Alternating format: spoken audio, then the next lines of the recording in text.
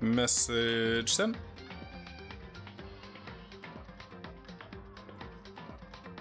Should have gotten water, but if I need to, I'll just grab it during a stream.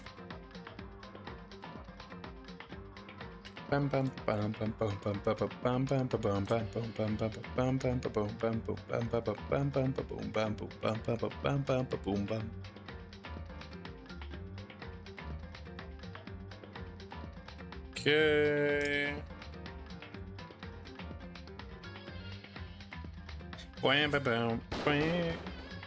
bam bam bam bam bam bam.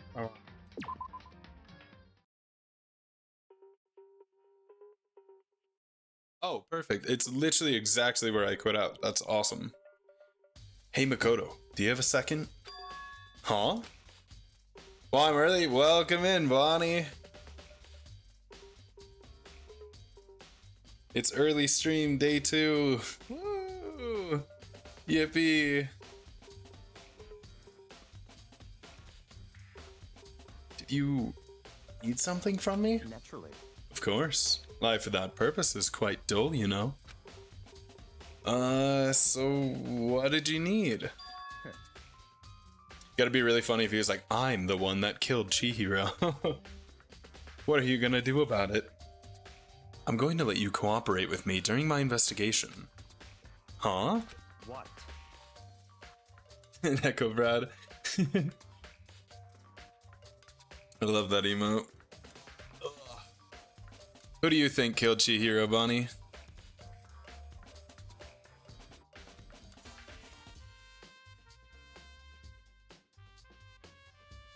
Purchasing your talent, the same talent which allowed you to solve Sayaka's case. Oh, you had it spoiled? Oh, that sucks. So I don't know, smiley face. Just tell me, is it Makoto? Did we kill her?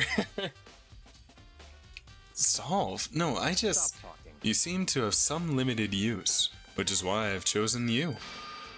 You have the honor of contributing to my investigation. Scared? We did it! I know we did it. So, you're inviting me to come with you? You're doing it in the most arrogant way possible, though. Let's go. I think what my prediction right now, before any investigation, is looking up the dialogue sounds for all the characters. Oh, did you find it? It's like one of the dialogues was like, I killed her.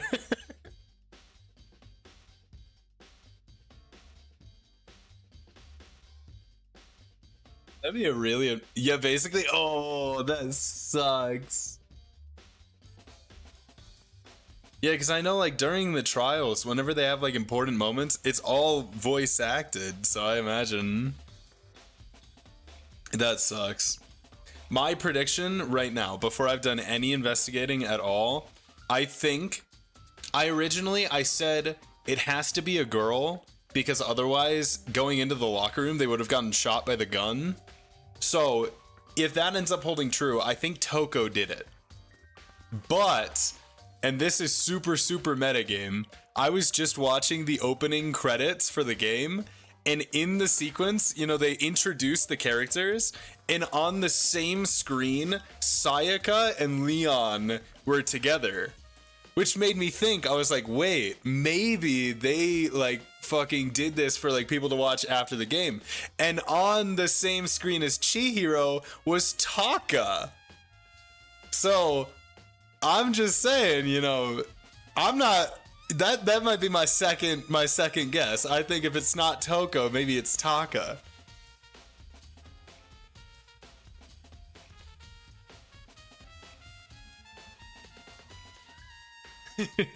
Viva G, yeah. I think that's what it's gonna end up being. And then I'm gonna feel really smart because I'm like, wow, I paid attention. Now then, shall we get started? But, we need to get moving. There's no time to be standing around. I don't really know what just happened, but it looks like I'll be working with Byakuya on this one. Now, I didn't notice this earlier because I was distracted by my friend being dead. Wait, they moved her. She was up here last time we saw her. Weird. Yeah, I didn't notice this. Fuck. Fuck. It accidentally tapped me out. I didn't notice this last time I was looking at it. Somebody clearly fucking hit her somewhere with the dumbbell. Nice desktop. Yeah, it's a drawing. Here, can I, yeah, it's a drawing, 2 drawings that I made of Crash Bandicoot. One of them, you can clearly tell one of them is a lot more work than the other one. But you know, I'm pretty happy with how they turned out. I don't draw very much at all, so you know, for them to even look like that was pretty cool. Why is my OBS not capturing the game? The one on the left has a certain vibe I like. Yeah, it's like classic Crash, and I like him a lot. And he looks like he does crack, and I think it's kind of funny. There's a dumbbell on the floor, and this is a blood stain. There's a blood stain on the dumbbell. The Monokuma file said a blow to the head with a blunt object is what killed her. Oh, okay, so stringing her up was just for fucking show? Are you a Crash? Absolutely. Crash is like one of my favorite game series of all time. Crash Twinsanity is probably one of my favorite games ever. I can't get into those games? No. Yeah, I didn't play any of the like Nintendo games when I was a kid. I had a PS2. I played the Crash trilogy, but not a whole lot. I owned Twinsanity, and I've probably played it into like the thousands of times. It's one of my favorite games ever. But I love Crash. Crash is a massive part of my childhood.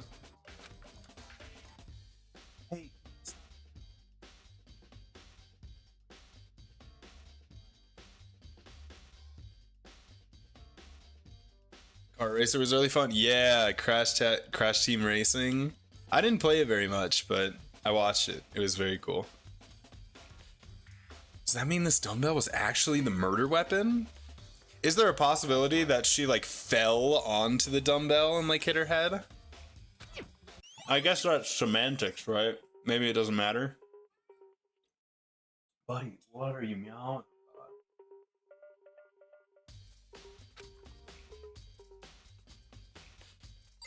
Look at the poster. This poster's got some blood on it. It must have happened during the murder. I think they intentionally... You know, I'm not going to elaborate further. Oh, is this a door? Wait, hold on. We still have more to check. Okay, I thought for a second that was a door to the boys' locker room. Which would have opened up a lot of possibilities. But I think it's just the door out. Okay, obviously the Bloodlust writing. The word Bloodlust is written on the wall in blood. What's the meaning behind it? Bloodlust?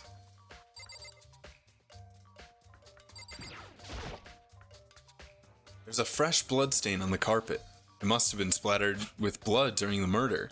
Wait, so they did string her up and then they hit her with the dumbbell while she was fucking strung up? Why? What is the... This is such a needlessly, like, cruel way to kill somebody. Like, this is fucked up. She didn't deserve this.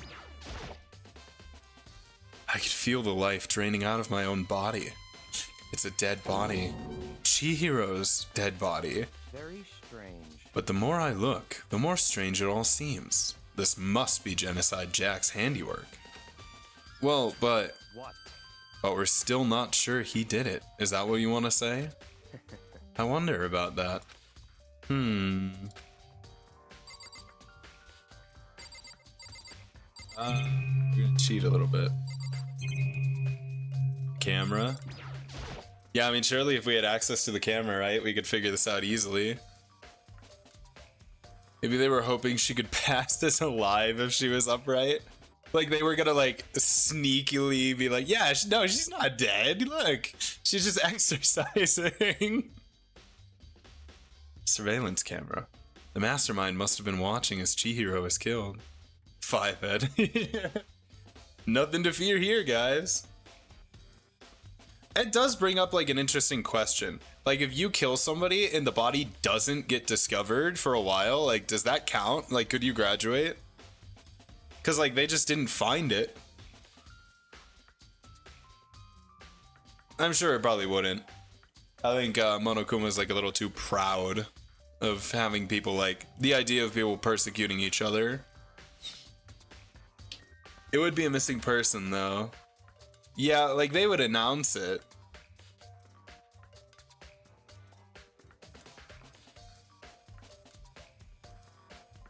What's happened? They're still forcing us to go through with this. Yeah, I guess I just gotta talk to everyone. What do you think, Kyoko? She took her time examining Chihiro's corpse. She poked and prodded, going over every inch? Jesus. Of the lifeless body. You're a very strange woman, you know, being able to touch a dead body with absolutely no trouble. She's a detective, she does this all the time. She seems to be concentrating pretty hard. It's like she can't even hear us. If we find out that Kyoko's a murderer, I'm gonna be... Both of my girlfriends are like actually killers. I don't know. Maybe I start looking for guys. If you have time to talk, you have time to start investigating. I use this locker room all the time. Now it's become the site of Chihiro's death. But why was she killed in the locker room? Actually, if you think about it, she could have been killed somewhere else and then carried here. She was very light, that is true. It wouldn't be hard for someone to carry her, but still. I still think she came here on her own, by choice. What makes you say that? She'd been talking a lot lately about how she wanted to get stronger. So you're saying she came here to exercise? But according to the Monokuma file, apparently she was killed around 2 in the morning. Oh, that's a good point. Would she really have been exercising that late?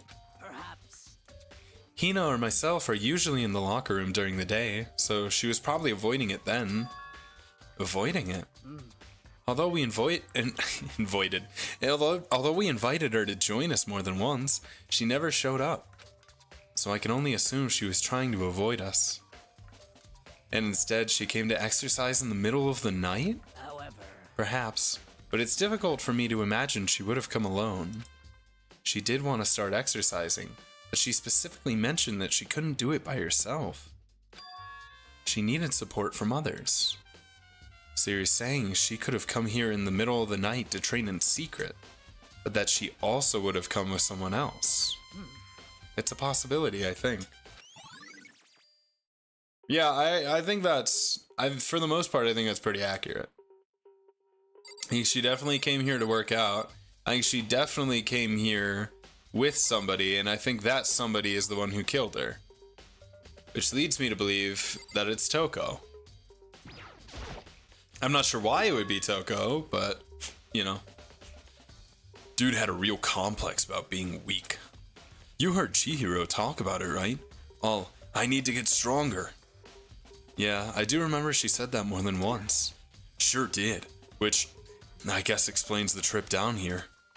But did she really need to get stronger that badly? You already mentioned it, but she was a girl after all. Most girls aren't all that strong. I don't know, man. Haven't really thought about that stuff. The cause of Chihiro's complex. I can't help wondering what it might be. Was it her secret? Now I believe it's about time for us to move on. Huh? Already? what? New clues won't magically appear by standing around here.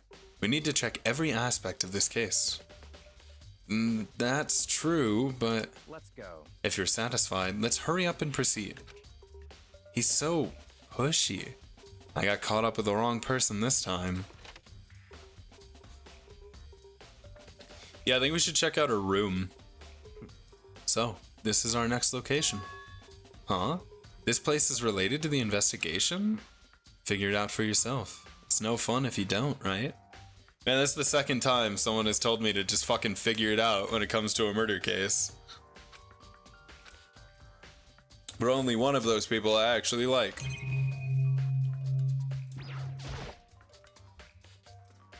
If I remember right, this card reader is meant to work with our handbooks, right? What? Do you have an issue with it? If so, you should take it up with Monokuma. He said that, then quickly and sharply clapped his hands together. Did you call for me? You called for me? Has he been domesticated? That's right. Wait, yeah, he called him. It seems that Makoto has a question for You you. need something? Sure, what's up? Well, it's just about the card reader. Yep. Yes, the card readers have all been designed to interface with each of your e-handbooks. You can only enter the locker room corresponding to the gender listed in your individual handbook. And it's impossible for two people in a row to go through while the door's unlocked, correct? If there were some sort of erotic terrorist on the prowl, the ceiling-mounted Gatling gun would initiate a Swiss cheese slaughter. Jesus.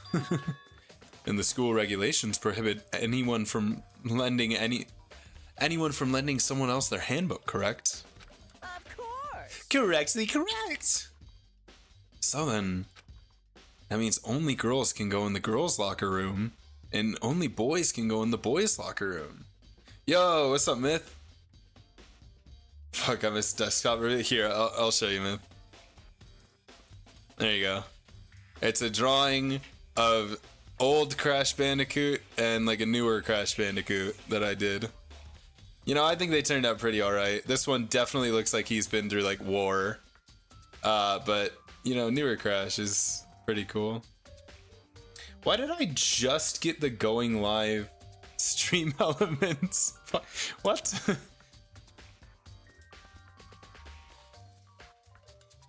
Yeah, that's my desktop. It's not super interesting, but I'm very proud of the drawings. I don't draw very much at all, so I think they turned out pretty well. But welcome in. Appreciate seeing you here.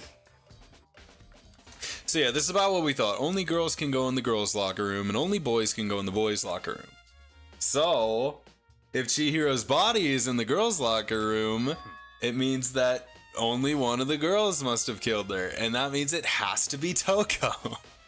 Hey, Makoto, I can see right through you. See right through me? Allow me to tell you what you're thinking. Since Chihiro was found in the girls' locker room, the killer must have been able to get in there. I just washed my hair, bent to the peer pressure.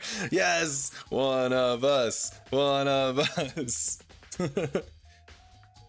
in other words, As such, the killer must be one of the girls. Did I get it right? such ignorance. Good lord, you're simple. But am I wrong? You should pay closer attention to the regulations. The answer's been in front of you the entire time.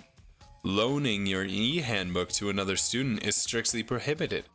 But if somebody stole an e-handbook, god damn it. Only the act of loaning a handbook is prohibited. Borrowing someone else's is perfectly fine. No! I would expect nothing less than from the prodigal son of the noble Tokami family. So, you managed to sniff out the loophole in the regulations. Oh fuck, then it could have been Taka. So I was saying this to Bonnie earlier, Myth. But I metagamed a little bit. So without investigation of this case at all, I think that Toko is the prime suspect. Because of that exact idea of like, I think a girl had to do it. But I was watching the intro credits for the game, and what I noticed was in the character introductions in the cinematic, Sayaka and Leon were on the same page. Like they split the screen when they showed up. And so it got me thinking, I was like, what if they did that for Chihiro? So I checked and I watched, and the person that showed up on the screen with Chihiro was Taka. So Taka is, you know, in the mix of, I think he might be involved somehow. That's my metagame guess. I still think Toko is the most likely suspect. But this is opening up the possibility for Taka. Knowing you, I bet you created it on purpose, didn't you? To add a little more excitement to things. So all the killers are already spoiled? I think it's a possibility. Because if you didn't play the game, it would mean nothing to you, right? It's just a bunch of characters. But if you already had played the game and you were watching through it, then you could be like, oh, that's cool. Like they put them together because they're linked. That's at least my general thought process of it. I don't know how much truth there is to it, but that's kind of what I'm operating on right now. You know, I put on my Kyoko hat.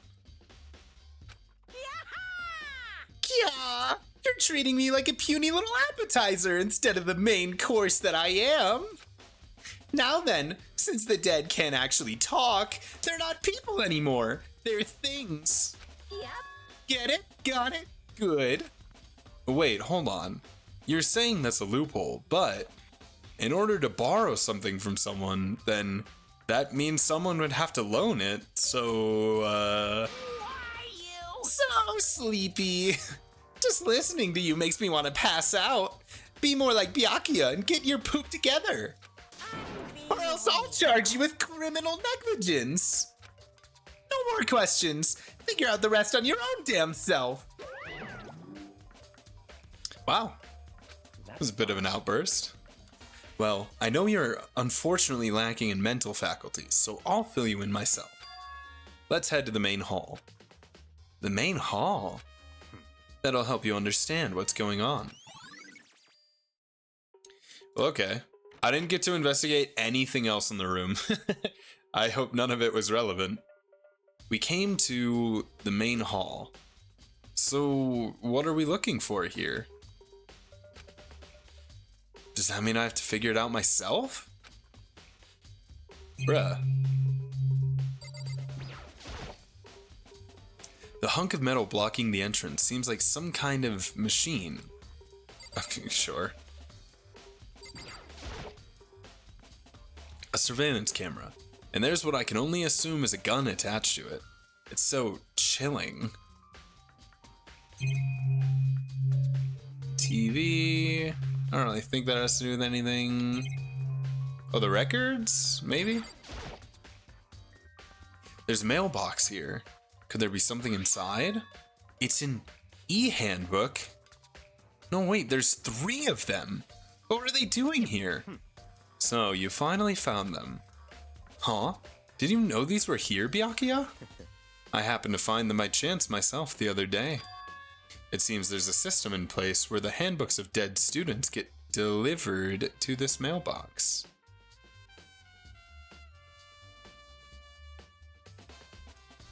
Yeah, I'm not sure why, but you never entered the locker rooms or the pool pre-murder. So if anything looked different back then, you wouldn't notice now. Yeah. Yeah, I get, well, we went into the room right before the locker rooms. Because that's where I talked to Hina. It was Hina, Celeste, and Sakura, I'm pretty sure, were the ones in the room. I just never actually went into the locker rooms themselves.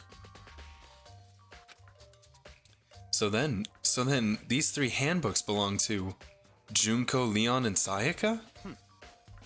You can go ahead and confirm it yourself. I immediately turned on one of the handbooks, and when I did... Oh man, is it Sayaka's? Aw, that's a little sad.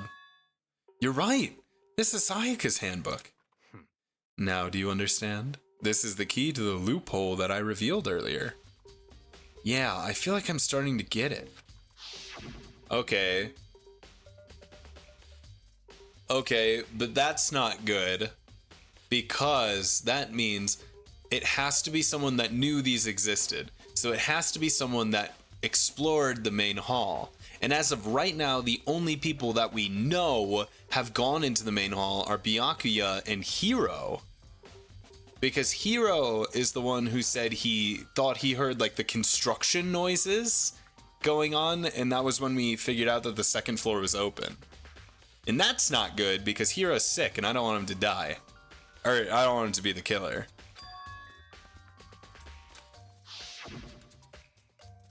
I see. Yeah, now I understand. I mean, hopefully, obviously anybody could have just wandered into the main hall. I'm sure that we're going to find out Kyoko knows this exists because she just investigates everything. Who's airheaded enough to not notice? That's a bad way to investigate, I think. Okay, I guess I just have to assume that everybody has been here. Hold on a second. What's wrong? Very strange. That's strange. One of the handbooks won't turn on. Is it broken? Whose is it?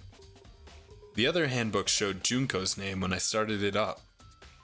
Then the one that won't turn on must be Leon's, right? I see. It would make sense, yes. After all, he did get pummeled with dozens and dozens of baseballs. Pummeled with baseballs. Oh wow, they're gonna show us again? The memory of it came flooding back. That cruel punishment which led to Leon's death. The execution that the mastermind concocted. A cruel, heartless death. You're right. It wouldn't be surprising for the handbook to break during that kind of assault. Damn it! Hey, hey! Hey, hey, hey, hey, hey! Hey! What? That e-handbook is essential to student life here. Crucial, integral, instrumental, a super big deal. There's no way it would break that easily. But it did. If I say it wouldn't break, it wouldn't freaking break. It can withstand up to 10 tons of pressure, and it's waterproof up to 100 meters, okay? I don't care how many baseballs you hit it with, it wouldn't do crap. Oh, but even my amazing handbook does have one single weak point. Does? I can't hear you. But it's a secret. I wouldn't want you to go breaking any more handbooks. What? Then Leon must have broken it somehow without realizing what its weakness was, right? Hard to say. You know what I think? I think his handbook isn't actually broken. What? Why, you might ask, how could that be? He just left. How could that be? Leaving the question hanging in the air, Monokuma disappeared. What just happened? Monokuma said it's not broken, but it's an undeniable fact that it's not turning on. That's fine. Well, I don't see any connection to the case, so it doesn't matter for now. You think so? Either way, something about it still bothers me. I mean, maybe it's possible that just like students that get executed, you know, the handbooks stop working, like they can't function anymore. Okay then, this should be enough to get things rolling. Let's begin our investigation in earnest and track down the true culprit. Yeah, we need to find out who killed Chihiro. To be exact, not quite. Huh? Not quite? We need to figure out who didn't kill Chihiro, is the real answer. Hold on, there's still more waiting here to be checked. What do you mean by that, Byakuya? To be exact, not quite. Certainly I want to reveal Chihiro's killer, but more precisely, I want to discover the true identity of Genocide Jack. Then, you really think? You truly believe Genocide Jack is the one that killed Chihiro? Don't make me repeat myself. Absolutely. I have no doubt that Genocide Jack is the culprit in this case. That murderous fiend is Genocide Jack, right? There's no one else it could be. A murderous fiend who kills again and again using a bizarre and brutal method. They're like a ghost. What? They're like a what? Attacking suddenly, then slipping away before the police can catch up to them. And what nickname did the internet give to this mysterious serial killer? Genocide Jack. They say he's killed thousands of people, but that's gotta be an urban legend. Still, could one of us really be a demented, psychotic killer like that? You're not wrong to wonder. But words mean little right now. I have something that will prove it, and I can show you. What? Show me. Wait, what? Show me. What? Don't make me. Oh, and I have a basis to believe that. I assure you, Genocide Jack is one of us. Is there really proof? And there's somewhere I'd like to take you. This will provide all the evidence you need. It's all clear now. Evidence that Genocide Jack is the one that killed Chihiro. Evidence? Does something like that really? Ah, hey, you too. Big trouble. Need your help. I don't have time to play We're with busy. Leave us alone. 'Cause I But mean- it's an emergency. Emergency. Come on, please. You gotta help me. Yeah, sure. Where are we going? Please. This is a serious emergency. Please, please, you gotta help me. Just calm down, okay, Hina? 'Cause I mean- But it's an emergency. An emergency? What happened? Well, Something's wrong with Toko. She's acting super strange. Well, I mean, she was acting pretty strange earlier, right? What should we do, Byakuya? you. Very strange. Since it's Toko, I must admit, I'm intrigued. I suppose we can take a second to see what's going on with her. Are you sure? Don't make me repeat myself. Don't make me repeat myself. I didn't expect that. I thought for sure he'd just say no and that'd be the end of it. yeah. Okay, come on, hurry! Wait for us, Hina. Let's go. Looks like she headed to the dorms. To Toko's room, most likely. You're right.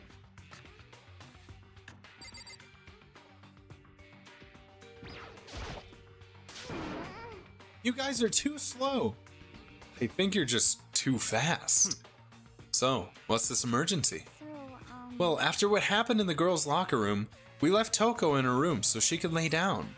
After a while, we came back to check on her, see how she was doing, but when we did, it was weird.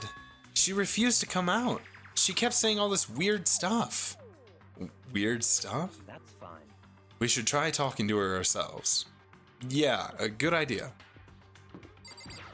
Toko, open up. May as well give it a shot. The door swung open, slowly and silently.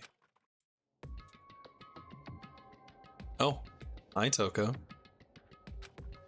Holy crap! An aura of negativity flowed out from behind the door, forcing a gasp out of me. what? Oh, nothing. It's just that Hina was really worried about you, holding yourself up in your room. Leave me alone. She got her stutter back. But could you open up just for a second? Won't allow it. What?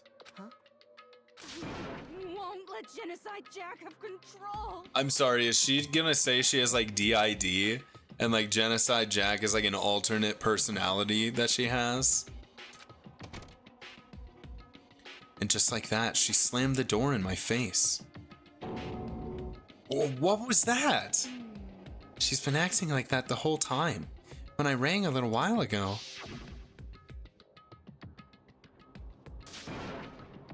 I'll drive out the killer.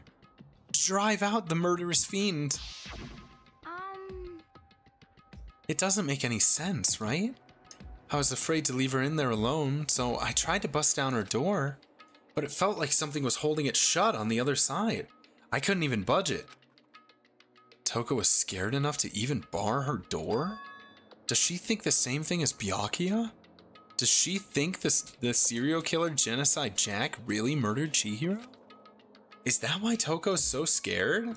But Whatever it is, I'm really worried about her. Isn't there anyone who might be able to persuade her? Yeah, Byakuya could. Hey, Byakuya, you think you could ask her? To come out of her room, I mean? That's fine. Sure, whatever. Huh? You're gonna talk to her, Byakuya?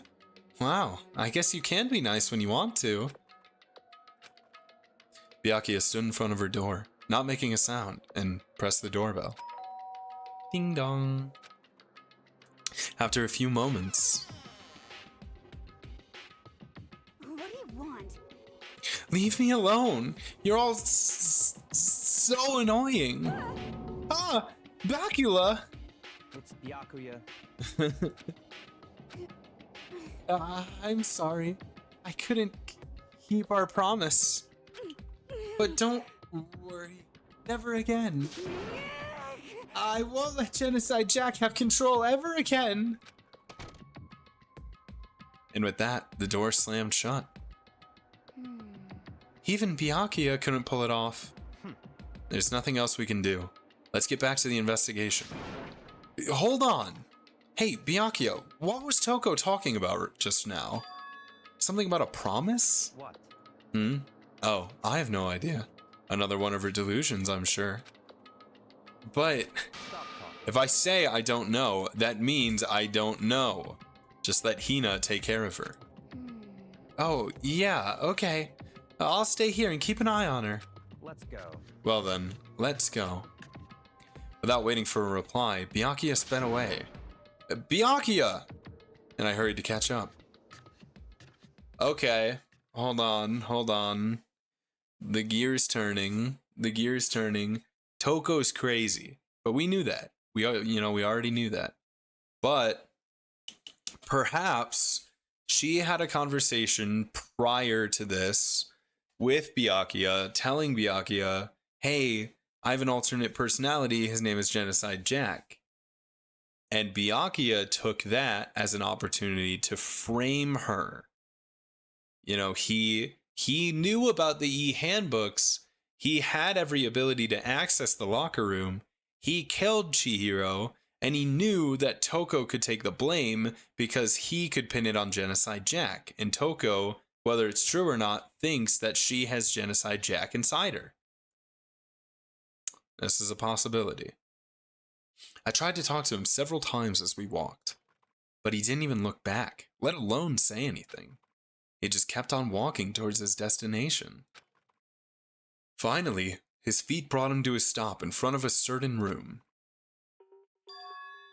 The library? Come on, let's go in.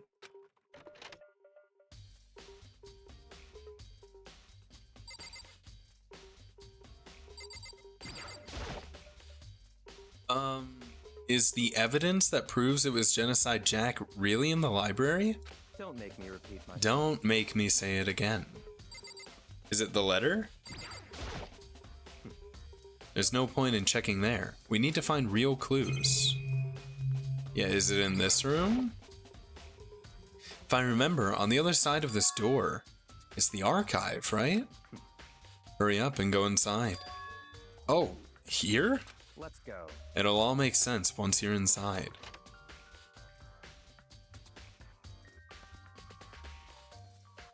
Whoa! There's so many books and files. And so much dust, too. So in other words, I would say there's enough value in this place to endure the dust. Oh? Okay, let's look at the box. There's a wooden box. It's empty. Although, judging by the smudges in the dust, it looks like there was something inside.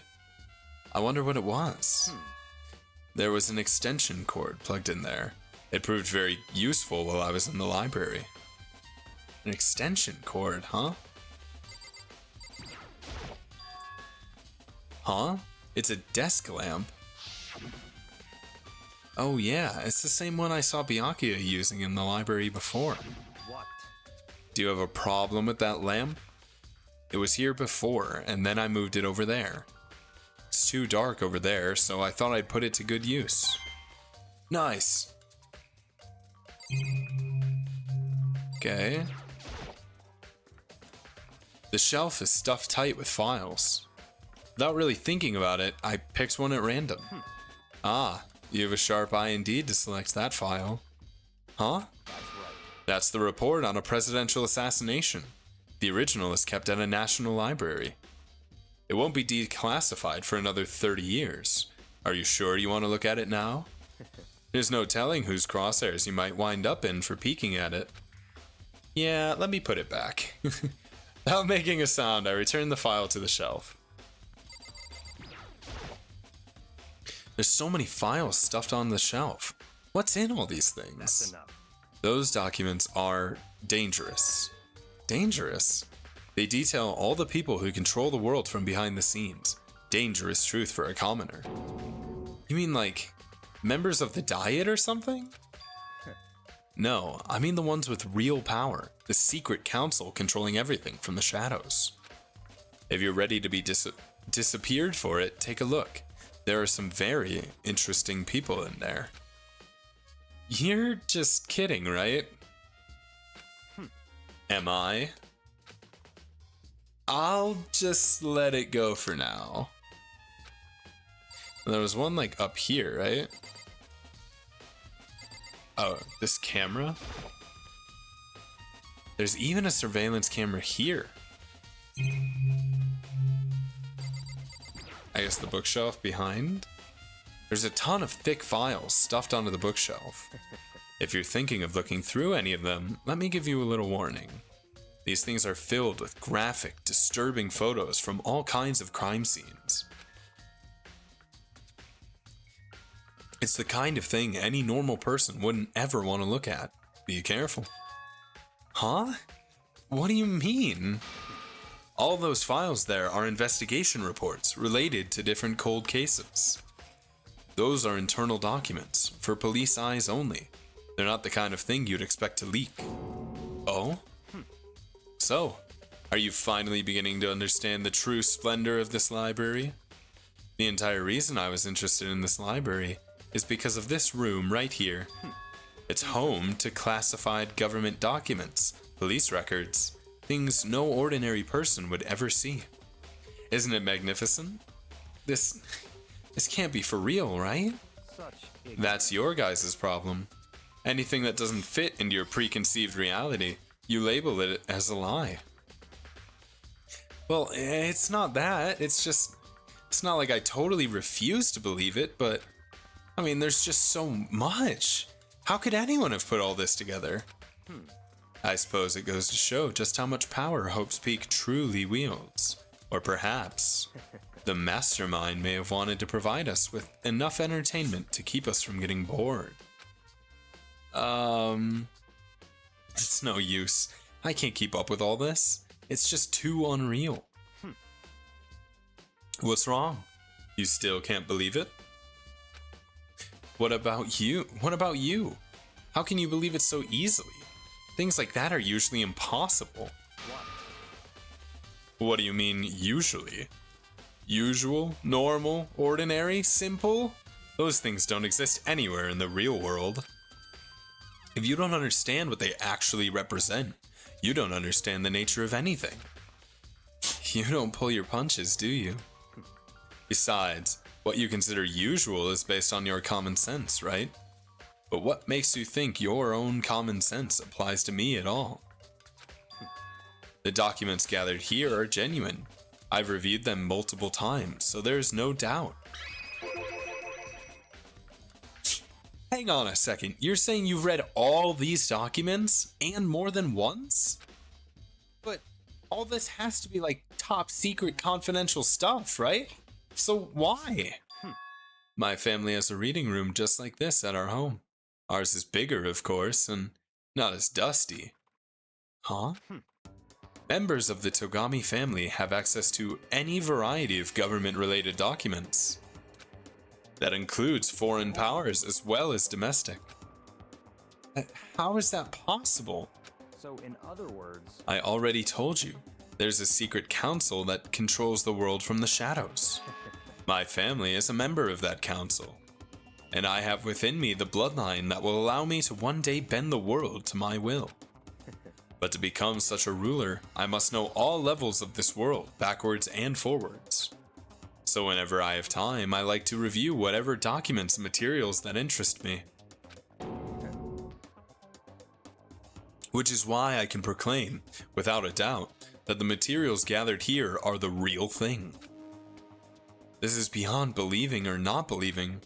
Byakuya is actually starting to scare me more than the actual mastermind. And what always interested me the most were the cold case police investigation reports. Reading through those reports has always been a hobby of mine, ever since I was little. It's excellent mental exercise. I've solved more than a few of those cases just by reviewing the reports. And among all those reports, one of my recent favorites is the Genocide Jack case. As he talked, Byakuya grabbed the specific file from the shelf. that's right. This is the complete case file. Every single report surrounding the Genocide Jack case has been compiled in here. Because there are so many, allow me to quickly summarize the main points. To begin, there are two notable characteristics in every Genocide Jack murder. The first characteristic is that at every crime scene, the word bloodlust is written in the victim's own blood. And the second is that when the victims are murdered, their bodies are suspended in a certain way. Bloodlust is written in blood and the victim's body is suspended. It's exactly the same as what happened to Chihiro. Save your surprise. The best part is yet to come. For the second characteristic, where the victims are suspended, the only ones who knew about that particular fact were members of the police and other higher-ups. By all accounts, nobody in the media ever found out. Huh? In other words, no one on the news, no one online, nobody knew about that aspect of each crime. Only key officials and the killer himself knew about this act of mounting the victim. Now, if you recall Chihiro's corpse, her body was most certainly mounted in this fashion. So, how could the killer have known about suspending the victim? That's right. That's the key question. But, in fact, the answer is quite simple. So in other The words, culprit isn't a copycat killer. It's the real Genocide Jack. Gah! in other words, That right there is the evidence that Genocide Jack has hidden himself among the rest of us. Then, Genocide Jack really is? Such a brutal, fiendish killer really is walking around among us? Among us? interesting. Things are really starting to get interesting, aren't they? I never imagined a killer with such a reputation would ever become part of our little game. Now, don't you think it would be good for you to take a look at what I've already seen? You might just manage to ferret out a clue or two. Such ignorance. If you get down on your knees and beg, I might even show you myself. Yo, what the fuck? That's harassment, bro.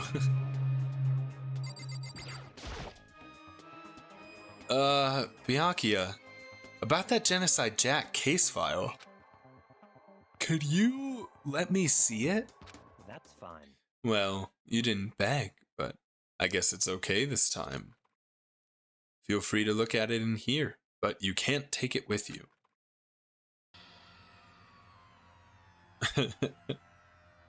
That's a funny face.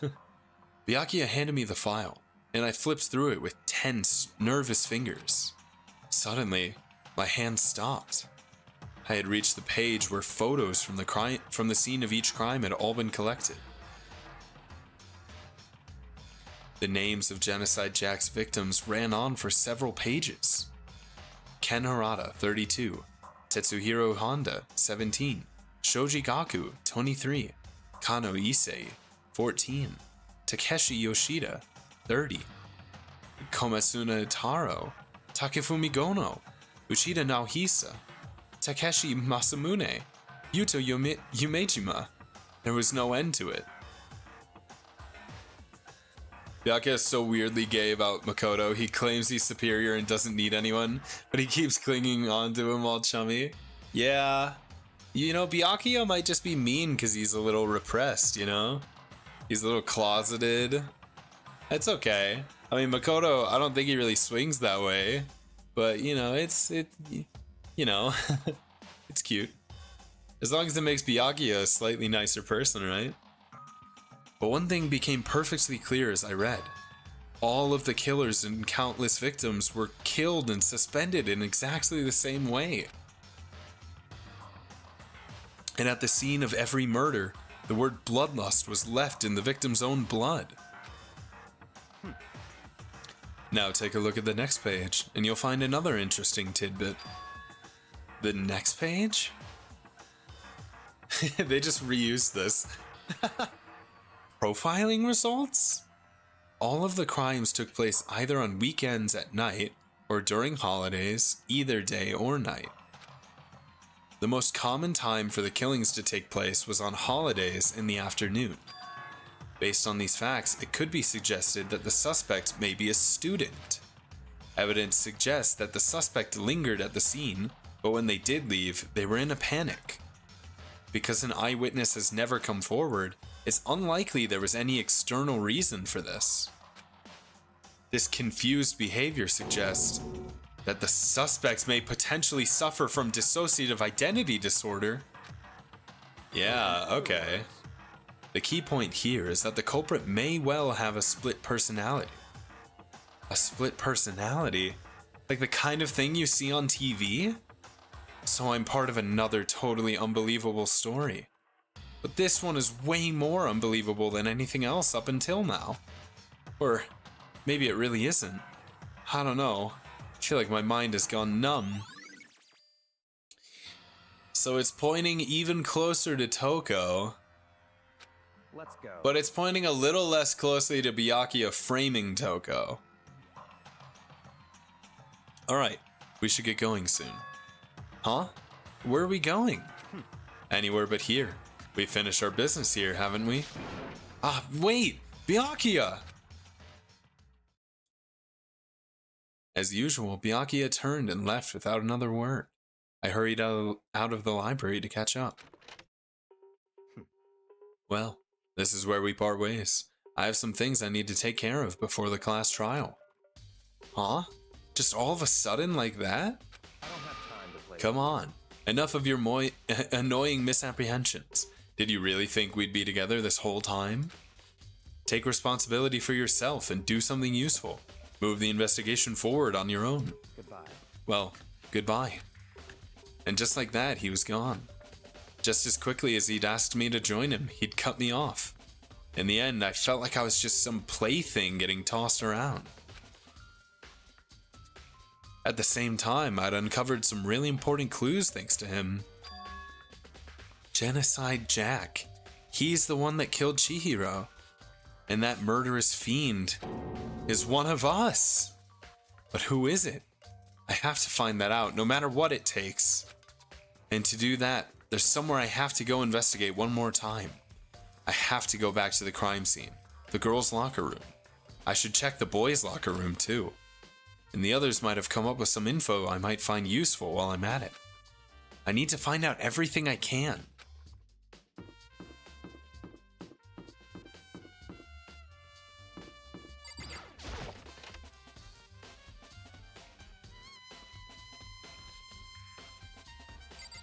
Shut the fuck up. I have no desire to talk to you, hamster. Alright, Kyoko, tell me something good. Hey, Kyoko. Have you made any progress on your investigation? Generally speaking. However, But I have to get going. I have something unrelated to take care of. Something besides the investigation? What is it? well, Nothing you need to worry about. Just concentrate on the murder. But so then, before I go, let me give you one piece of advice. You should examine Chihiro's body one more time. Thoroughly. Yo. What the fuck? Also, her handbook is missing. You might want to determine its whereabouts. goodbye. That's it. I'll be praying for your success. With that, Kyoko turned and left the girls' locker room. I guess I'll take another look at the body then. Oh my god. And Chihiro's handbook is missing? That's definitely worth worrying about. Uh-oh. Kyoko said I should examine the body one more time. I know she said thoroughly, but I do have my limits. Well, I'd better give it a shot anyway. Let's see. Chihiro's hands are bound with what looks like some kind of rope. The rope was used to prop her up in some kind of crucifix position. Huh? This rope has a plug? Wait, so then this isn't a rope at all. But the more I think about it, the more that's not the only thing that concerns me. Chihiro's fatal injury was a blow to the head, which means someone struck her in the head in order to kill her. That's right. There's the issue of her being suspended and the fatal blow. At first, I didn't see any reason to think too much about either of them. But seeing them again after looking through the Genocide Jack file, something's not quite right. What does this all mean? Yeah, wait.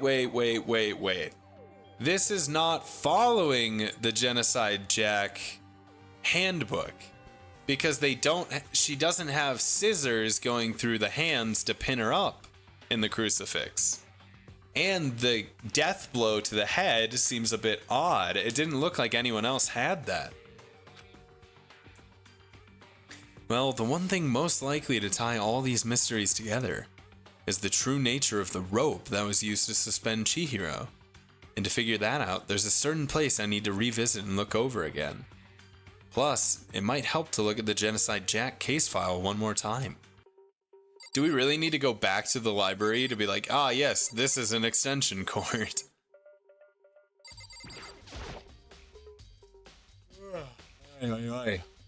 This door leads out to the pool. Oh, I guess I'm looking at more things. Oh, we already had this conversation. Okay.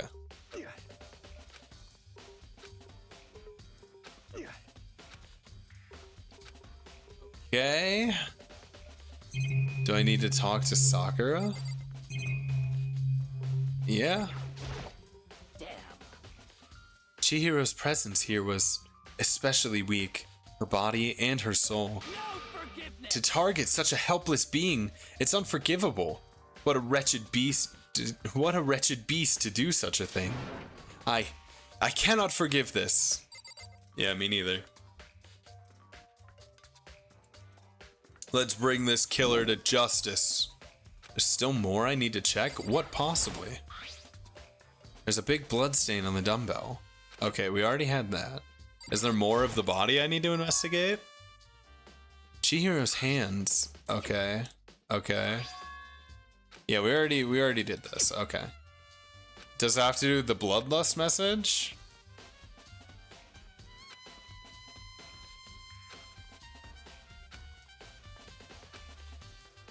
Okay.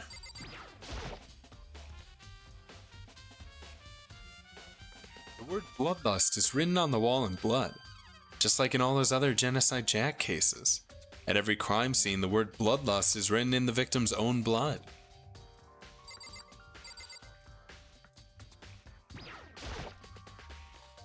There's a blood stain on the carpet. It could only have been caused by Chihiro's murder.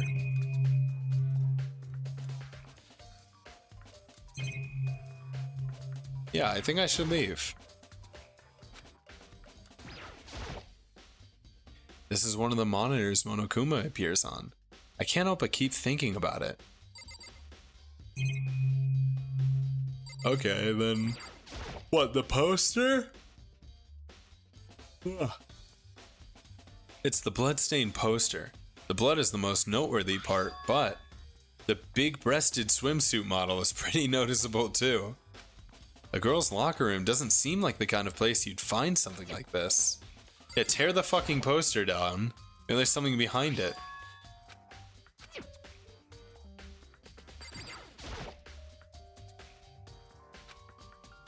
Oh my god, what else could I possibly look at? What, the camera?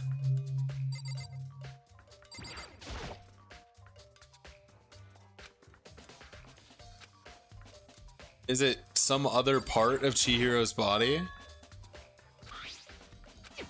Dude, what else could I possibly investigate? I've gone to every circle.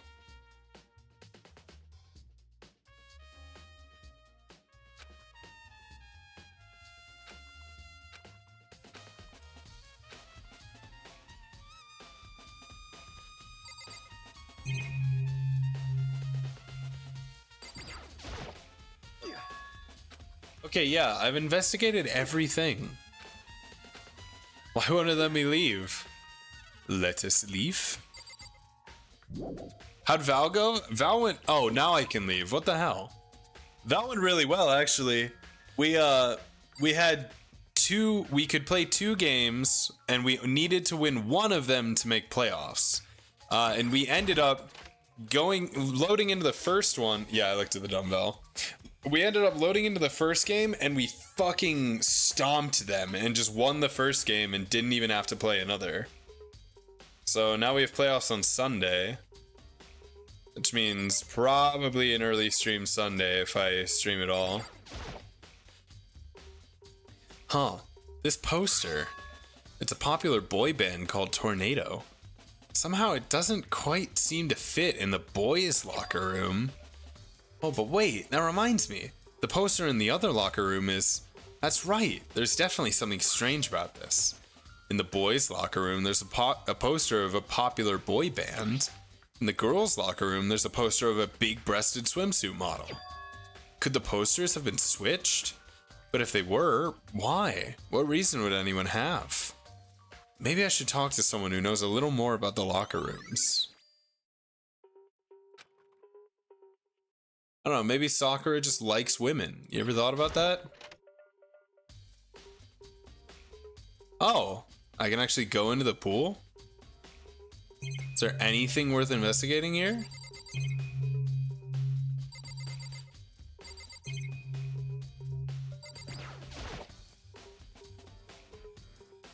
Oh, what?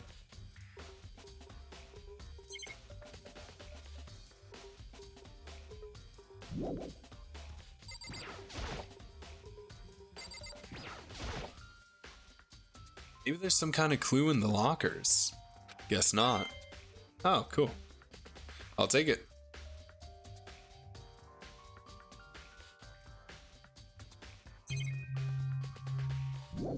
Is that all that this room is for? It'd also mean one of the guys likes men. True. Yeah, I guess this room was just so I could get that one coin.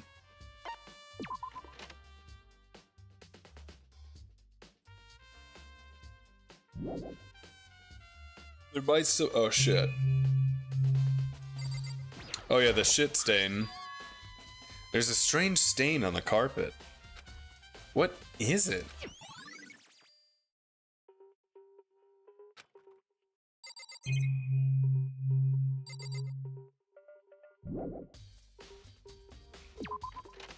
Okay. Let's go back. Let's ask Sakura what's going on with the posters.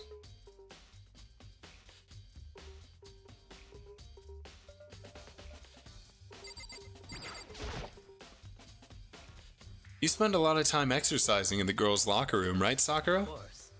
I've used it nearly every day since it opened up. Sometimes Hina and I use it together. Okay then, let me ask you something. Are you a fucking flamer? Do you think the posters in the boys' and girls' locker rooms could have been switched? I'm sorry. Sorry, I can't really say. I never really paid any attention to the posters. I see. However, But there is something that's been bothering me about the locker room. You see, I like to drink a little protein coffee every time I finish exercising. We have protein coffee in the warehouse. It's not the highest quality, but I don't have a lot of other options.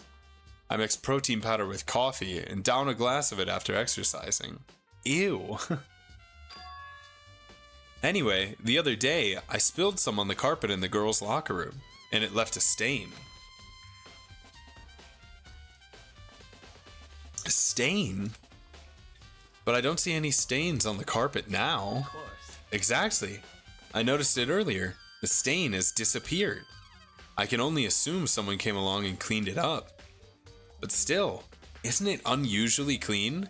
As if there was never a stain here to begin with? Now, why would somebody want to switch the carpets? Maybe it means that she died in the boys' locker room. The dumbbell and the blood from the hit happened in the boys' locker room. And then they brought the body here to frame one of the girls. It means it gets us closer to the idea that Byakuya is trying to frame Toko as Genocide Jack.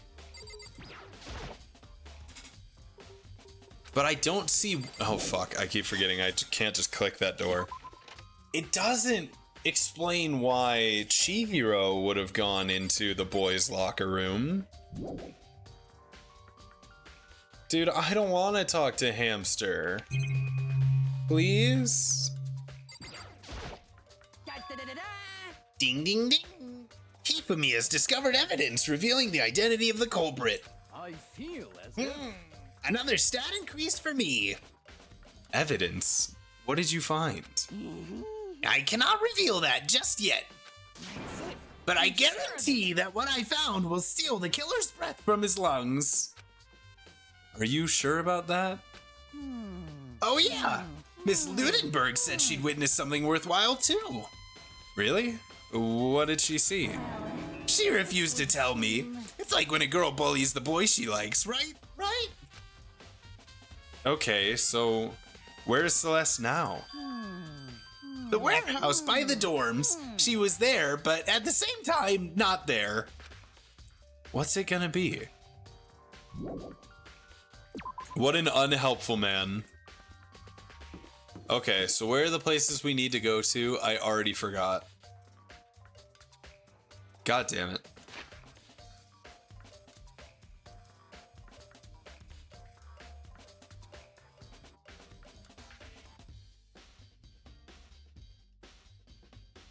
Nope.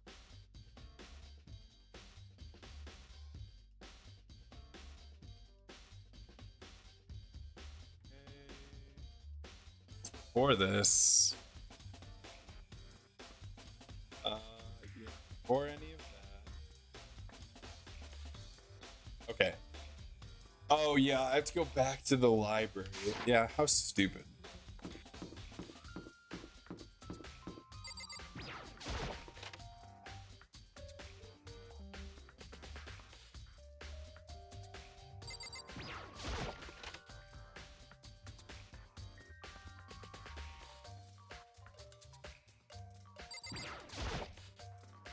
The wooden box is empty.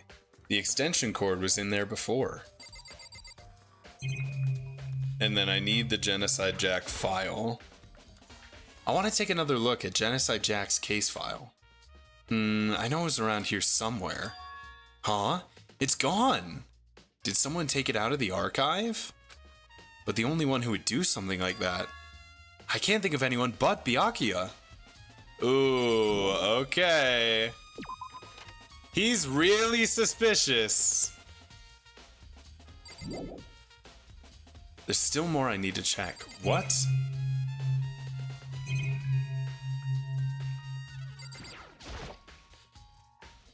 There's a thick layer of dust on top of the desk. Maybe there's some kind of clue here. Guess not. The shelf was packed tight with books, but looking at it, maybe there's some kind of clue here. Guess not. Oh, I'll take it. The lamp? Wait, did the lamp get moved again? Huh? The lamp won't turn on. Oh, I see it. It's not plugged in. The lamp's cord isn't long enough to reach the outlet from here. But last time I saw it, it was definitely on, and it was definitely right here. Oh, that's right. Byakuya was using an extension cord. But there's no extension cord here now. I wonder if... Yeah, obviously that extension cord is the one that's tied up Chihiro.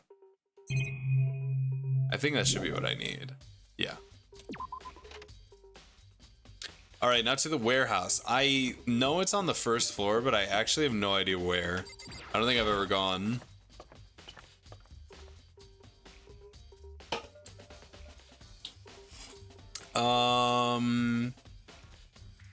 Okay, probably not in this area.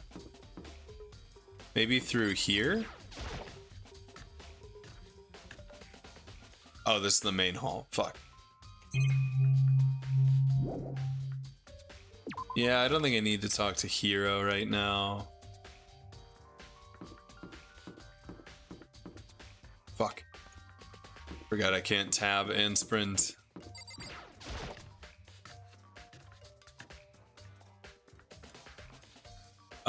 Oh, I see. Fuck. So it's to the right here. Oh, it's this door that was like super boarded up or whatever. Why, hello, Celeste. Celeste, what are you doing here? This warehouse is amazing. It has absolutely everything one might need to live a full life. From food to clothes to towels, there's an endless supply to choose from. I see that, but have you found anything related to the case? Most I knew you were going to ask me that. I thought talking about the warehouse itself might misdirect you, but I see it was pointless. Then you did find something? Very well, I will tell you, and only you. Actually, Last night, I saw her here. Chihiro was in the warehouse. What? Really? indeed. This was right before nighttime. What are you doing out Oh. this late? Oh, I was just. Is that a gym bag? Are you planning to go exercise, perhaps? What? How did you know? Because I can see a blue track jacket sticking out of that duffel bag you're carrying. Oh, you're right. Thanks. Well, I'd better get going. I'm kind of in a hurry. She stuffed the jacket into her bag in a hurry. It was almost like she was trying to hide it. And just like that, she was gone.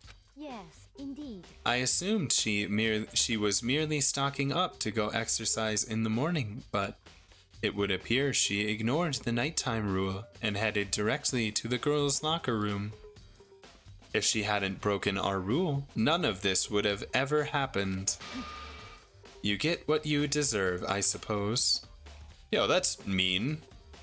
So apparently, she went to the girls' locker room late at night in order to exercise without anyone knowing. But the strange thing is, there was no trace of the track jacket or duffel bag Celeste said she saw Chihiro carrying, which would mean the killer would have gotten rid of it somehow. True, we need to find those. Oh, I do not want to look at all that stuff. Okay. So maybe the laundry room? For the track jacket?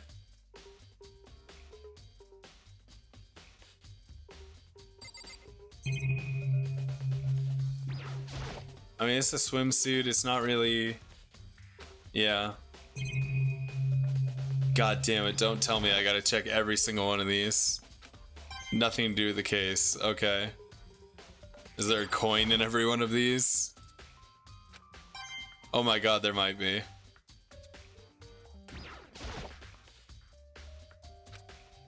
Okay, no, only 2 of them apparently. Whoops, I skipped one. Okay. Okay, nothing. So this is probably not relevant.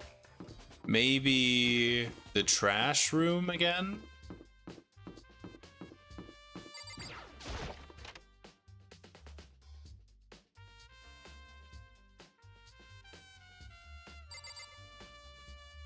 It doesn't look like anything.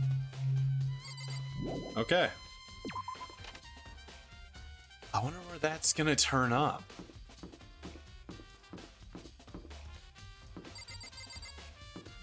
Maybe Toko has it? Maybe she's hiding it?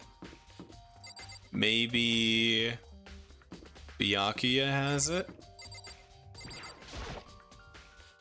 This is Byakuya's room. I doubt there's any clues here. Man. This is Toko's room. I should probably just leave her alone for now. Okay, then I can't imagine. Let's see.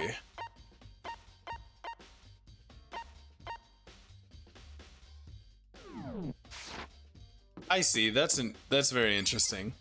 So it can tell you people you might want to talk to.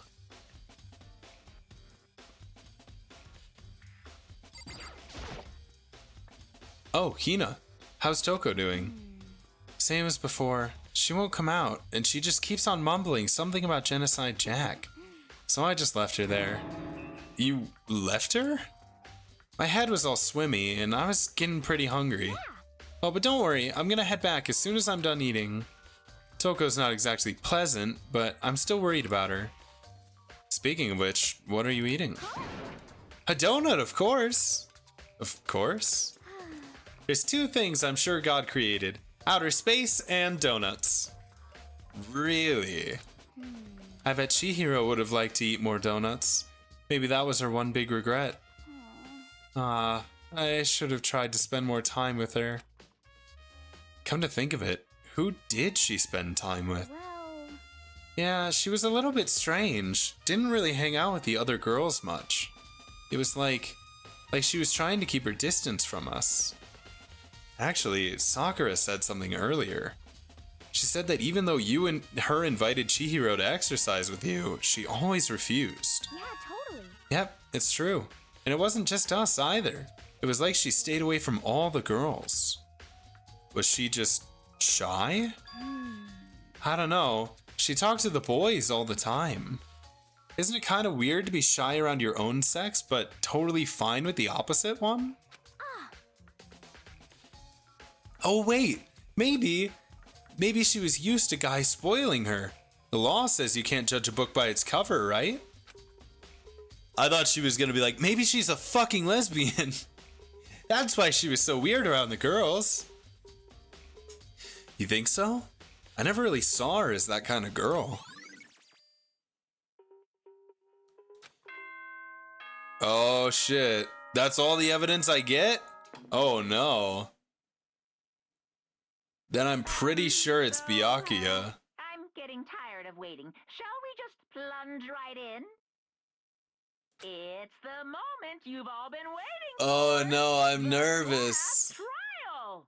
I'm scared, man. This one is not nearly as easy as the last one. You know, the last one basically spelled out Leon killed this person. And I mean, this one I think is really trying to spell out that Toko killed her. But I'm not convinced, you know? I think it's Byakuya. You remember where to meet, right? Which means I was totally led astray by the intro cinematic, too. Please go through the red door on the first floor of the school. See you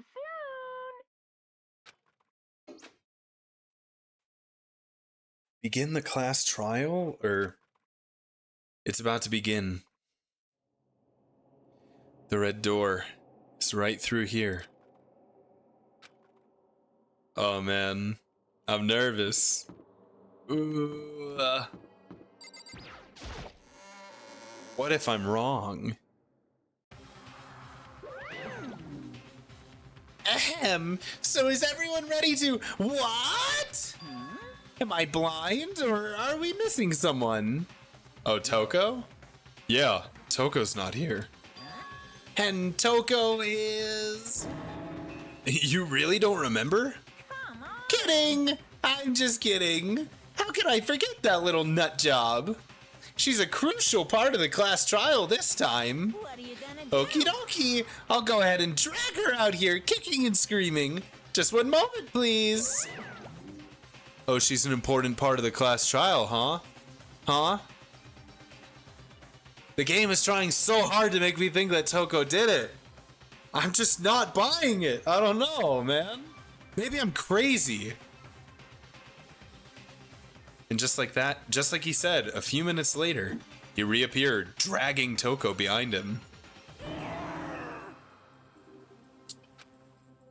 I told him I didn't want to, but he forced me. I can't believe you would drag a girl around. Terrible! You're terrible! Phew. So now everyone's here, right? Not Monokuma spoiling Toko's the killer. Okay then, hustle onto the elevator and let's get this show on the road. I'll see you guys down there. Let's go. So, shall we get going? It's time to find out who killed Chihiro. Chihiro Fujisaki. She was so gentle, so calm and meek. Nobody had any problems with her. Someone made the choice to kill a girl like that. And that murderer is one of us. Someone standing right here.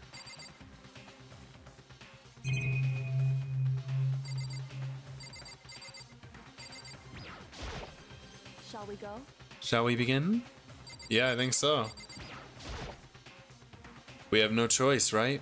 We have to do this. It's true. Yes. I gave a small nod in reply. With one last deep breath, I walked towards the elevator on shaky legs. With each step forward, I could feel my heart starting to race faster and faster. As soon as everyone was on, the elevator began to descend. I couldn't get a handle on my emotions. Couldn't stop speculating. The steel box sank with heavy clunking sounds deeper and deeper into the ground. And as we went deeper, the uneasiness in my heart grew bigger and bigger. The elevator was unaffected, however, and continued to descend without hesitation, until finally, it came to a sudden stop. What do you think? I redecorated. Isn't it so fresh? Isn't it so exciting? Don't waste our time with stupid questions. Let's get this over with. Good, good. You're rip-raring to go. Gotta say, I don't hate it. Not at all. Well, Okay then, let's get this show on the road. thrills! Everyone, please find your assigned seats. I'm nervous. And so the curtain opened once again. A deadly judgment, a deadly deception, a deadly betrayal, a deadly riddle, a deadly defense, a deadly faith, a deadly class trial. Yes.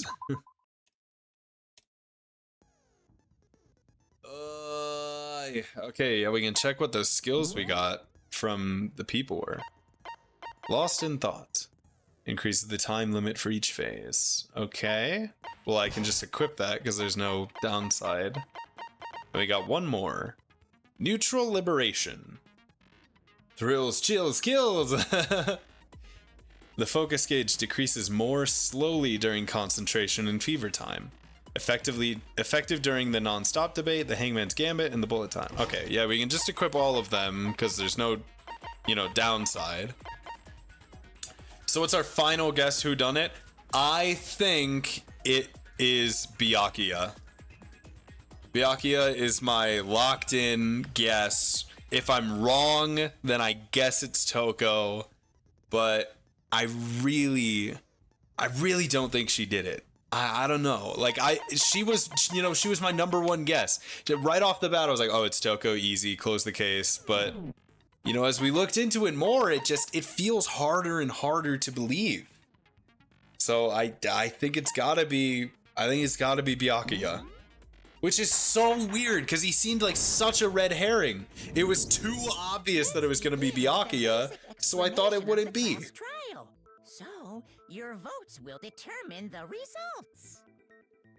If you can figure out who done it, then only they will receive punishment.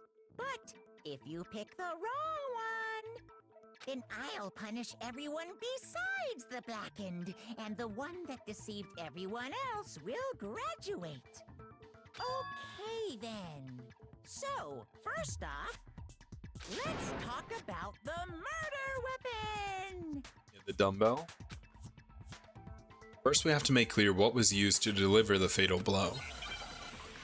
It's obviously the dumbbell, and the tablet tells us that. Yeah. Yeah, the difficulty is set really easily. It appears it was a head wound. I agree. According to the Monokuma file, the killer used a blunt instrument. But what kind of blunt instrument could it have been?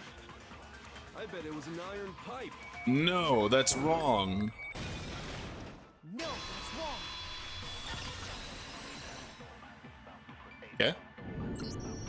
Can we agree that the object that dealt the fatal blow was the dumbbell, found at the scene of the crime? Yeah. It was covered in blood, and there was nothing else at the scene that could have caused that kind of injury. And the wound on the victim's head is consistent with the shape of the dumbbell. Yeah. As far as I'm concerned, there's no mistake and no room for doubt on this one. Yeah. You looked at her head wound?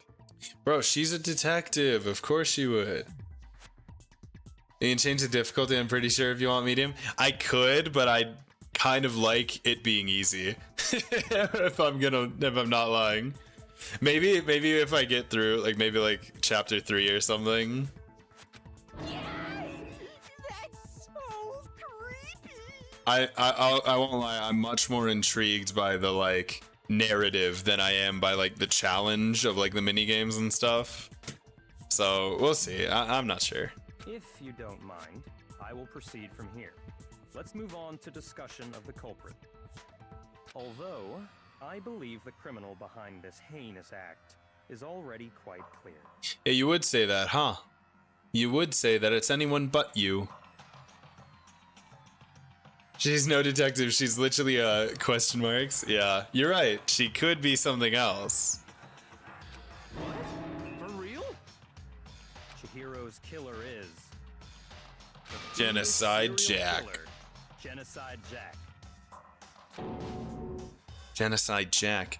The fiendish serial killer. Did he really kill Chihiro? A new element has been added, okay.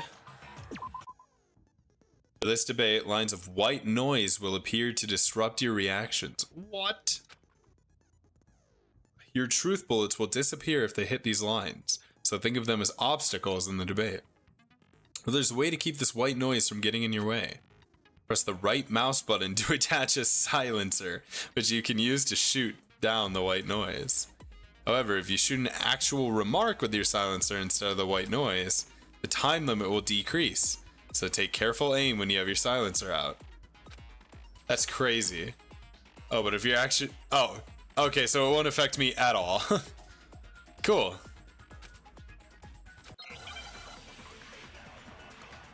That's helpful.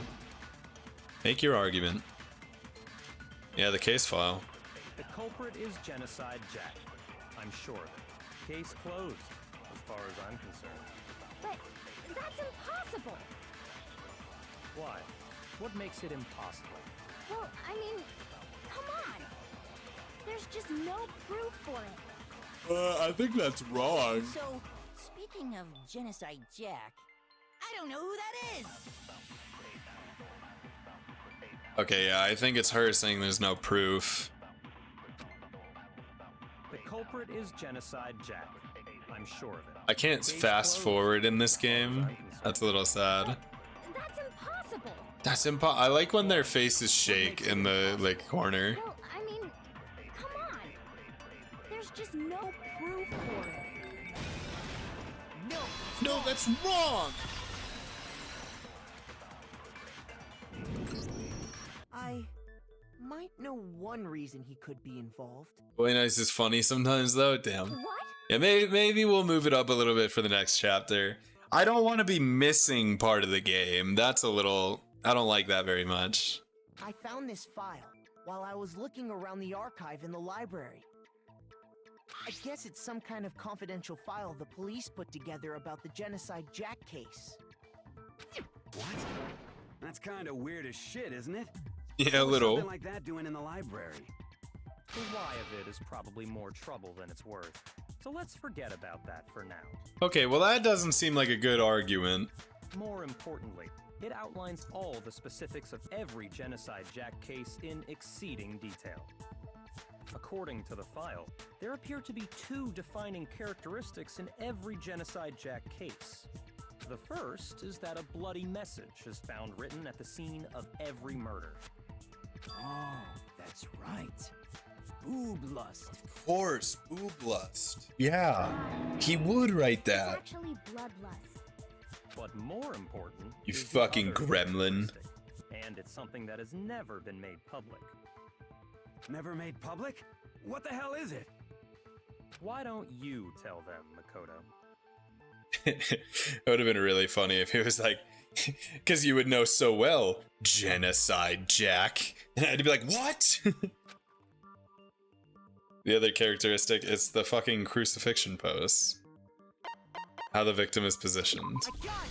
I got it! Apparently, in every Genocide Jack case, the killer suspends the body in a certain way. Other than the killer, the only people who know about this are the higher-ups in the police department. However, Chihiro was most definitely suspended in the same way. I don't like the way he says her name. So, how did the culprit know about this when only high-level police officials were aware of it? There's only one logical answer I can think of. It's because the culprit in this case is the real Genocide Jack. I love when their faces are tweaking in the little character portrait. No fucking way! No fucking way! You're saying Genocide Jack is one of us? Yes, in fact, it's Toko. What? What? Genocide Jack's true identity is Toko Fukawa. What? Hey, okay, wait, hold on a sec. Toko has like bloodophobia or whatever, remember? What kind of serial killer is afraid of blood? Okay, let's clarify. The killer, Genocide Jack, is not Toko, but Genocide Jack inhibits or presents from Toko. You know what? This is a little too difficult to explain. The answer is yes and no. Another riddle? Man, why's this gotta be so complicated? It's a riddle for sure, but I feel like I understand it. What it means for Genocide Jack to be Toko, but also to not be Toko. The answer is that she's not just one person, but multiple people, right? Hangman's Gambit. Oh, I forgot how this one works.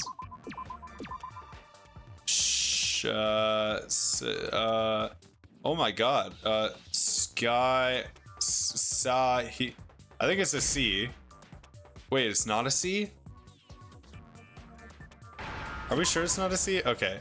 It's spelling the word schizo? Alright, that's fucked up, actually. That's super fucked up. She's a fucking schizo!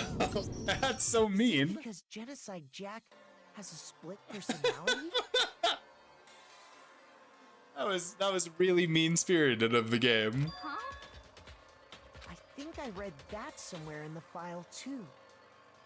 They thought that the suspect might have, what did they call it? Dissociative identity disorder. Oh, okay. But still, to go and say that about Miss Fukawa is... Perfectly acceptable. Toko's strange behavior after seeing the body is proof enough that she has a split personality.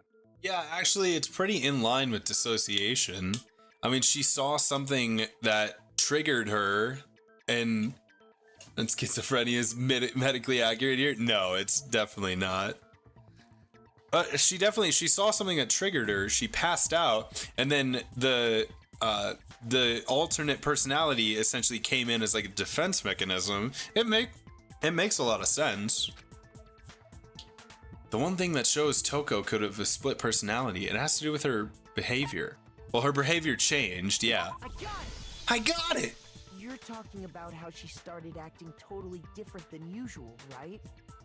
I mean, yeah, there's a pretty likely world where she has more than one alternate personality. That's right.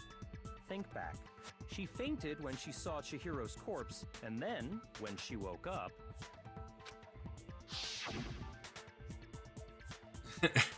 Yeah, she was acting fucking weird, and she didn't have her stutter.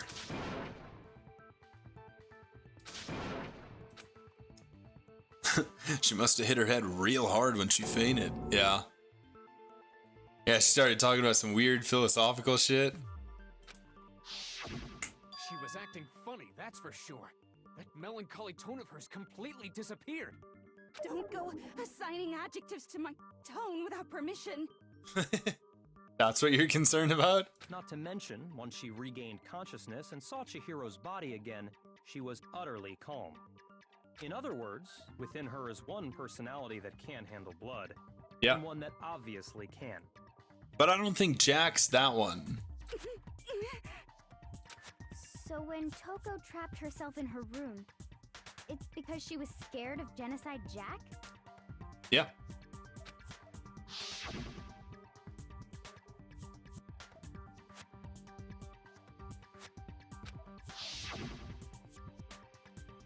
I'll drive out the killer, drive out the murderous fiend. Yeah. The reason she locked herself in her room wasn't to keep other people from getting in. It was to keep her other personality from getting out. What? Toko was afraid. Afraid of the murderous fiend inside of her. Of killing even more people. How? Yeah. How can you know all this? I do believe you misunderstood her. What she's trying to say isn't, how can you know all this? No. What she wants to know is, how could you tell them? Oh. Huh? Last night, just before Monokuma gave his motive speech, Toko and I had a strange conversation. She told me a most interesting story. She said a murderous fiend lived within her, and she was afraid it could appear and attack at any time. This is actually just convincing me even more that he did it. Because isn't it so convenient that the same exact night she told him that, somebody died from quote-unquote Genocide Jack? And that trepidation is what's caused her to have such a bleak attitude. Isn't that right, Toko? This is all a lie. Right, Toko? Well... You said you wouldn't tell anyone. What? You promised. I can't believe you lied. You have only yourself to blame. You came to me with your tragic little story. I didn't ask you to. Okay, that's kind of fucked up. This is the real world, not some romantic fantasy fairy tale. Okay, you're kind of being a dick. Besides, you broke your promise first. You said that as long as you were here, no matter what, you wouldn't let Genocide Jack kill anyone. That's crazy. I think she kept the promise. But in spite of that promise,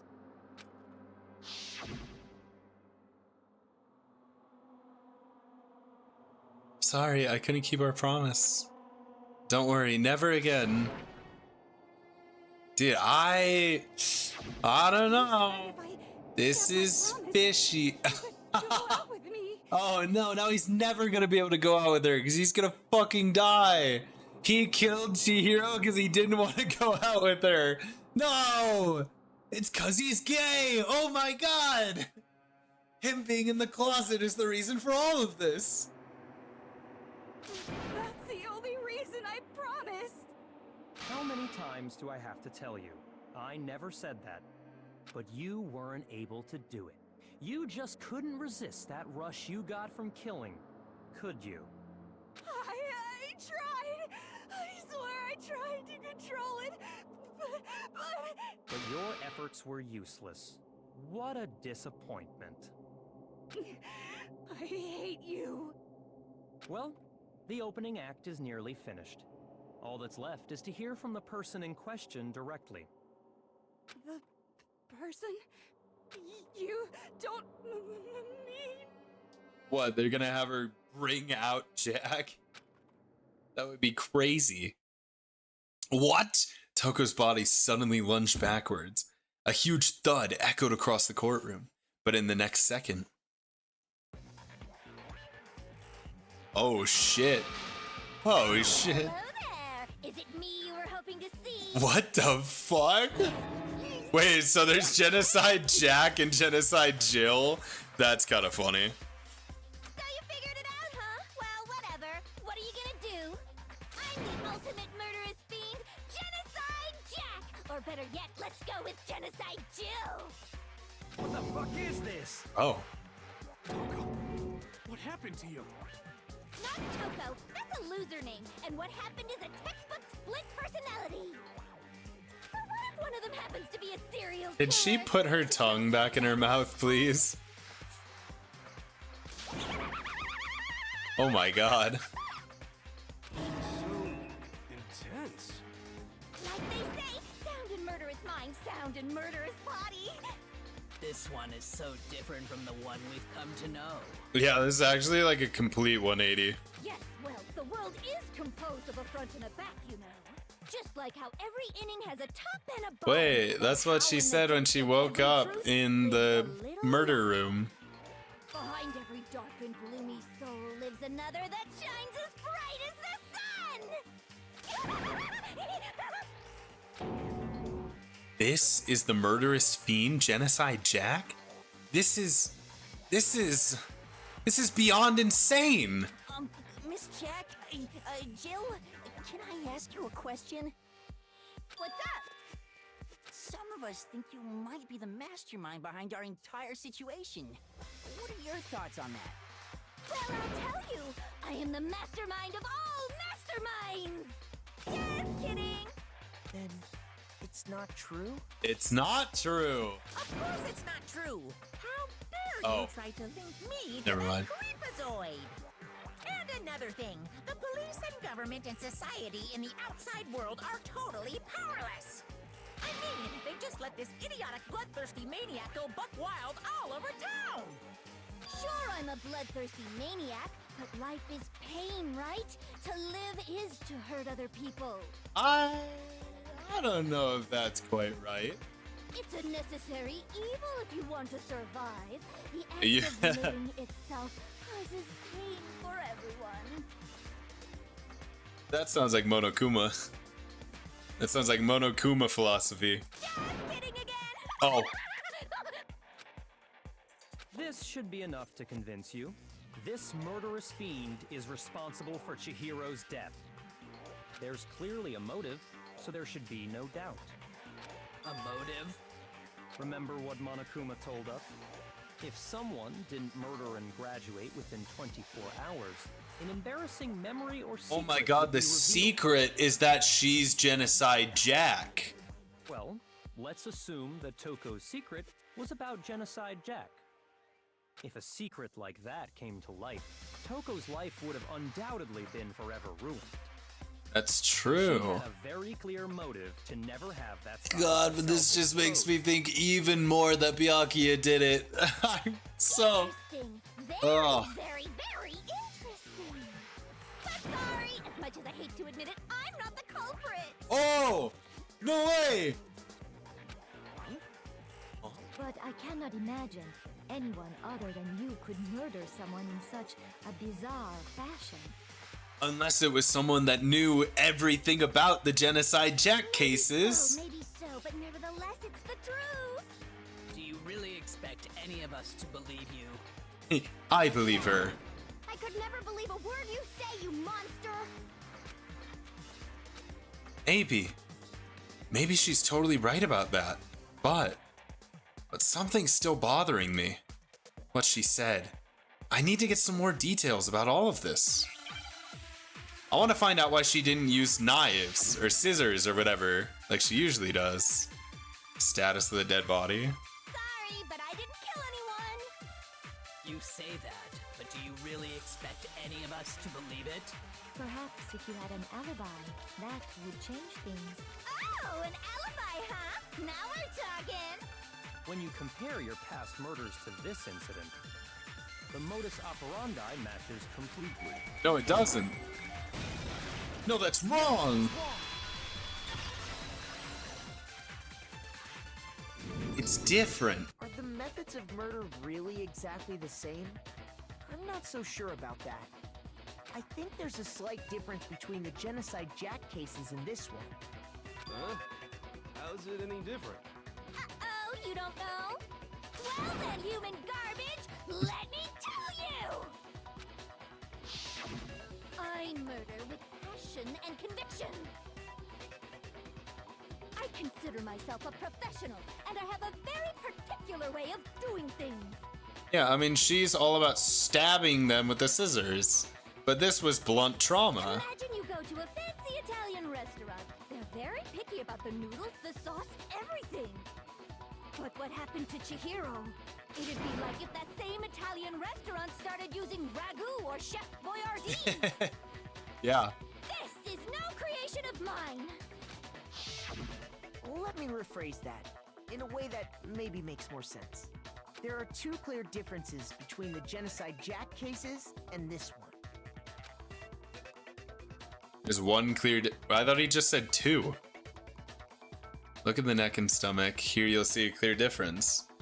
The victim's fatal injury, yeah. I got it! I got it! For one, the cause of death is different.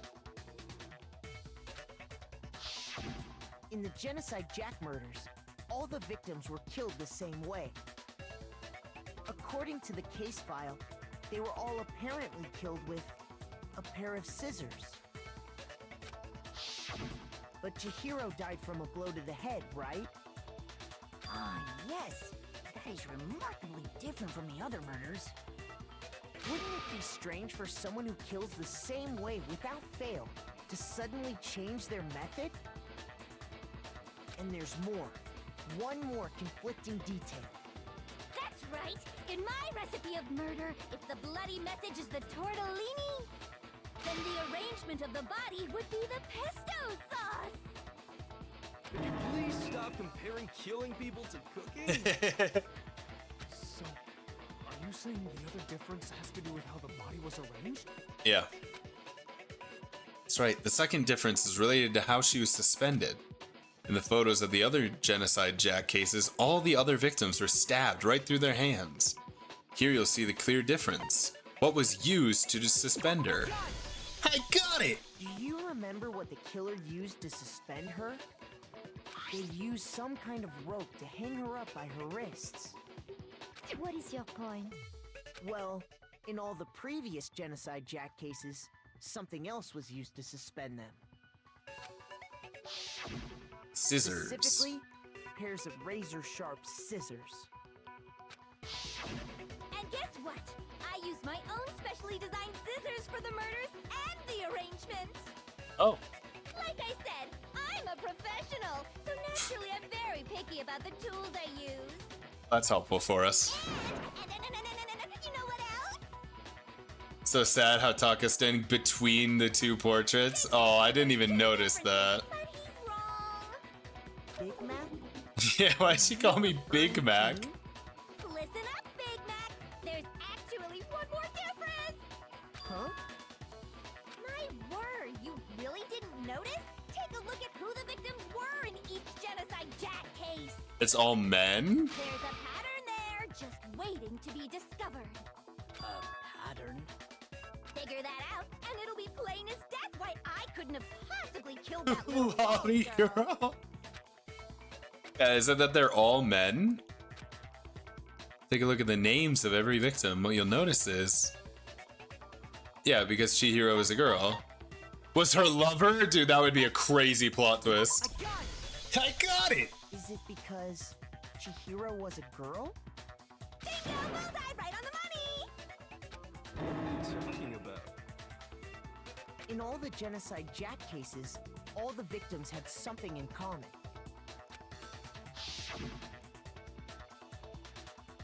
Yanarada, Tetsuhiro, Honda, Shoji Gaku, yeah. Yeah? They were all guys? That's right! The people I killed with such passion and conviction! Wow. All adorable little men! That's... Okay. I can't believe I said it! I'm so embarrassed! The hell is wrong with you? Yeah, I'm inclined to agree. I can't help it! I'm just a full-throttle boy-on-boy fangirl! She is into yaoi! Hates it! Oh my god! But now I'm on the fast track to becoming a full-fledged fan madam! So since Chihiro was a girl and not an adorable little man, Oh my god, he really is. He's standing between Chihiro and Junko. I'm gonna kill myself. Would an Italian chef suddenly start making ramen just because they're both noodles? Don't be stupid. I have too much passion and conviction to cross that line. That's the absolute reality of the one and only. We get it. You've clearly explained your hobby and your philosophy. But that's not all there is to it. It's a different matter entirely, when you're forced to kill in order to survive. Quiet, lowly cur! Lowly Cur? I I would never kill for a reason as petty as mere survival. And if by some fluke I did kill to survive, why would I bother with the message and arrangement? It'd make me the obvious suspect. Yeah, that's actually pretty fair. That does make some Yeah. amount of sense. Yeah, no, she's kind of spitting. Plus, whatever reason I have for killing, I would never leave out my prized scissors. Who would go out of their way to use a big, stupid, heavy dumbbell? Maybe you used the dumbbell because you couldn't find any scissors in the school? I mean, I'm holding like 5 pairs of scissors in my inventory right now. Don't just use any scissors. Okay, my bad. I only use my own set of high-class envy of the entire world scissors. Okay, whatever. There still aren't any in the school. Are you sure about that? Oh. Oh, what? She's fully equipped. That's right. So I can kill anywhere, anytime. Yo, what the? Why would I resort to dumbbells or rope when I have my trusty scissors by my side? Go ahead, tell me I'm wrong. You can't, can you? Gutter dogs, all of you. Jesus. Not to mention, I have no clue how to tie a good knot. So rope's totally out of the question anyway. I have no idea what's going on anymore. Could such a heinous villain really be innocent? But the body really was suspended, right? And nobody but the police knew about that. Well, there might be someone. Yeah. That's why we figured it had to be the real deal and not some copycat killer or whatever. Well, who was the person that told us it had to be the real deal and not a copycat killer? Actually, hold on. There is one person who could have copied the Genocide Jack cases. Yeah, it's Byakuya. What if I fix Leon? I think he did it again. Here's my answer. Byakuya, it's possible you could have found out, isn't it? You'd have no problem gaining access to classified government documents or internal police records. Plus, you'd already looked through the Genocide Jack file before this all happened, hadn't you? Are you saying Mr. Togami did it? Yes, I am. Then the reason he pushed the theory of Genocide Jack being the killer so hard was because he wanted to pin the crime on her. So, he rearranged the scene to disguise it and make it look like I put my stamp on it. The adorable glasses man was behind it all. Oh, I'm on fire! Oh my god. Well, Byakuya, what's your response? I see. So now the suspicion falls on me. Yeah. Then I must ask, when would you say I began acting suspicious? Surely you must have an answer. Looking back and thinking about it now, the way you were acting right before we discovered the body was a little strange. In the locker rooms. They're suspicious. Very suspicious indeed. Wouldn't you agree? Huh? Suspicious. It seems nobody searched the locker rooms. Let's start with the girls' locker room. You wanted to go to the girls' locker room right away, right? But since you're a guy... I should have naturally thought of the boys' locker room first. Is that what you want to say? Yeah. The victim was Chihiro, a girl. Hence why I said we should check the girls' locker room. Yeah, alright. Nothing strange about that, I'd say. On the contrary, there's something very strange. Okay then, what's so strange about it? Go ahead, share with the rest of the class. There's a clear contradiction in what Byakuya just said. I need to make it clear to everyone. Oh fuck, a new element? Oh no. Next we're gonna add something called a truth flashback. You aim at a weak spot and hold down the left mouse button. Then you'll memorize that weak spot. This memorized phrase can only be shot once as a single truth bullet. If you shoot or change the truth bullet, it will disappear. However, you can use this flashback as many times as you want. If you don't seem to have the answer to a lie or a contradiction in your loaded truth bullets, it might be wise to memorize a different weak spot and use that to make your case. When's the best time to use the flashback? Well, you'll just have to use your keen wits, won't you? In this case, though, I will say that if you don't use a flashback, you won't be refuting anything. Well then, good luck and have fun.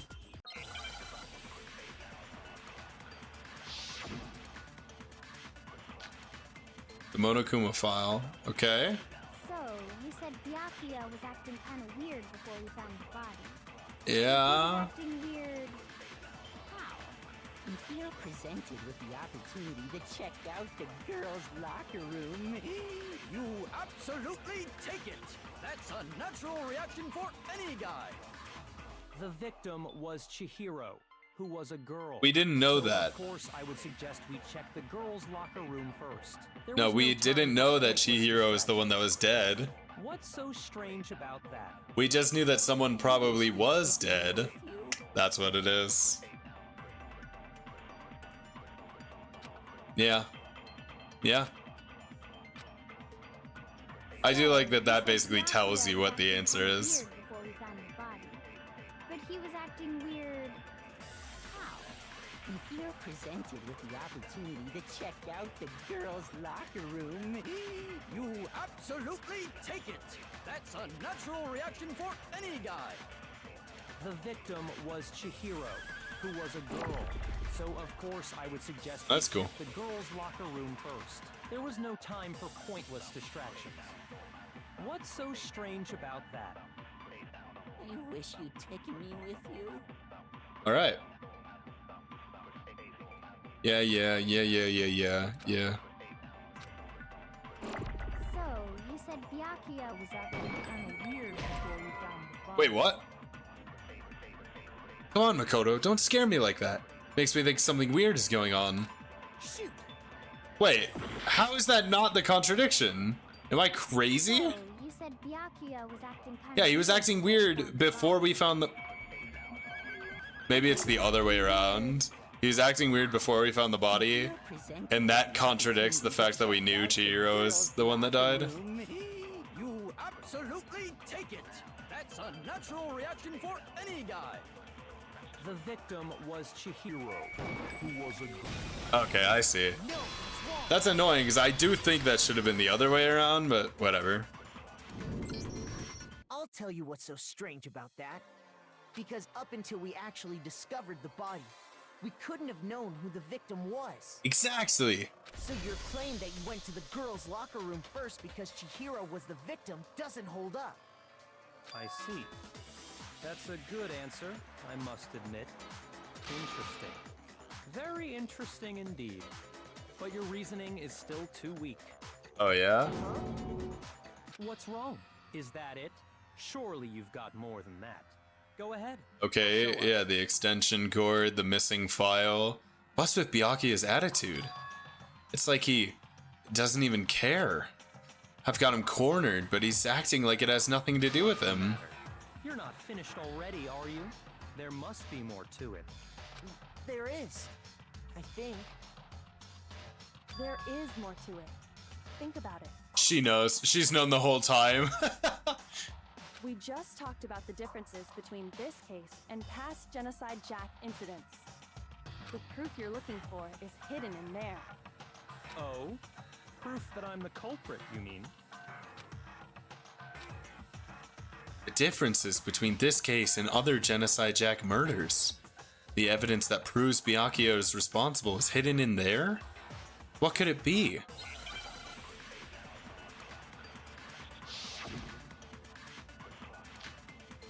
Yeah. What? The difference between the cases? You want me to explain it again? When I want to kill, I use my very own special scissors. And I use those same scissors to arrange the body. Yeah. But Chihiro was suspended with... It was some kind of rope. Was it not? Yeah. That's right! It absolutely was! That's right. Then there must be something very fishy indeed about that rope. Hey, Byakuya, Where'd you get it from, huh? Oh, he's gonna lie. I'd never seen that rope before. You lied! No, that's wrong.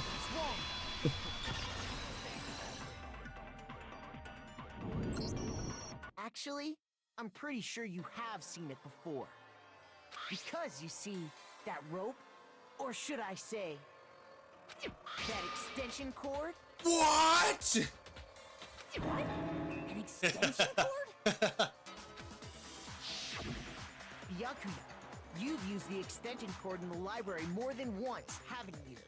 And the same extension cord that was in the library all this time went missing after the murder. And there's no way someone who uses that extension cord as much as you do wouldn't discover that fact. And Byakuya must be the one who took the extension cord.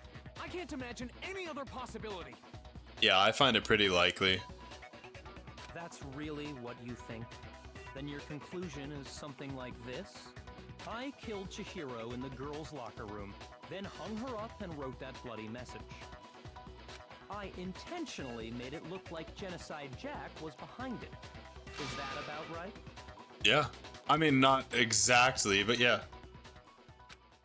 He's doing it again. He's totally calm, totally unconcerned. As if he's not even involved. Wait, not even involved? What's wrong? I asked you if you think that's what happened. Hell yes, that's what happened. So that's it, right? Byakuya's the killer. I don't disagree with not disagreeing. He kept calling this a game, right? So he'd be totally willing to do something like this to win. Sorry, but could we hold on just a second? Oh? I think we need to talk about this a little more. Huh? Do we really need to? We've already decided who did it. I know, but still. There's something that's still bothering me. Is that right? And what, pray tell, is still bothering you? I killed her in the girls' locker room, then disguised my crime. Not exactly. Specifically, I dressed it up to make it look like it was the work of a homicidal psychopath. What about all that bothers you? Wait. What was that just now? Something's not right. Chihiro's body was definitely found in the girls' locker room. But does that mean? Can I really just accept what Byakuya said as the truth? No, I don't think so. There's definitely something off about what he said. The scene of the crime is wrong. I got it! You say you killed Chihiro in the girls' locker room, right? But are you sure about that? Isn't it possible that the murder took place somewhere else? How disappointing. What kind of question is that? Even in the world of disappointments... Oh yeah, he definitely fucking did it. She was found dead in the girls' locker room. There is absolutely no question about that. No, you're right about that. How could the scene of the crime have been anywhere else? Well, I think it's entirely possible that she was killed somewhere else, then carried there later. Yeah. Along with the rest of the murder scene. Yeah. The rest of the murder scene? That was awfully specific. Please tell me you have a reason for saying all of that. Of course. I believe I do. Hey, Byakuya, did I just take you off guard? When the story suddenly moved to the crime scene, Byakuya, who'd been so confident up till now, maybe Byakuya never even realized that the actual scene of the crime could have been somewhere else. Hey, don't just move on without permission! What do you mean she was killed somewhere else? Come on, Makoto. If there's any chance the murder took place somewhere else, let's see the proof. Yes, I'll tell you. The rug. Evidence that shows the murder took place somewhere else. There was something that was switched between the boys' and girls' locker rooms. It was the rugs. Yeah, the carpet.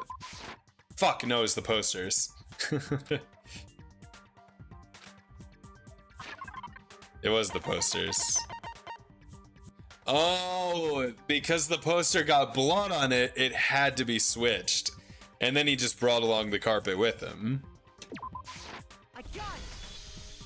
I didn't really think much about Killed that. somewhere else is the poster that's hanging in each locker room. Your proof is some posters? The poster in the girls' locker room was a picture of a big boobed supermodel. But don't you think that's kind of strange?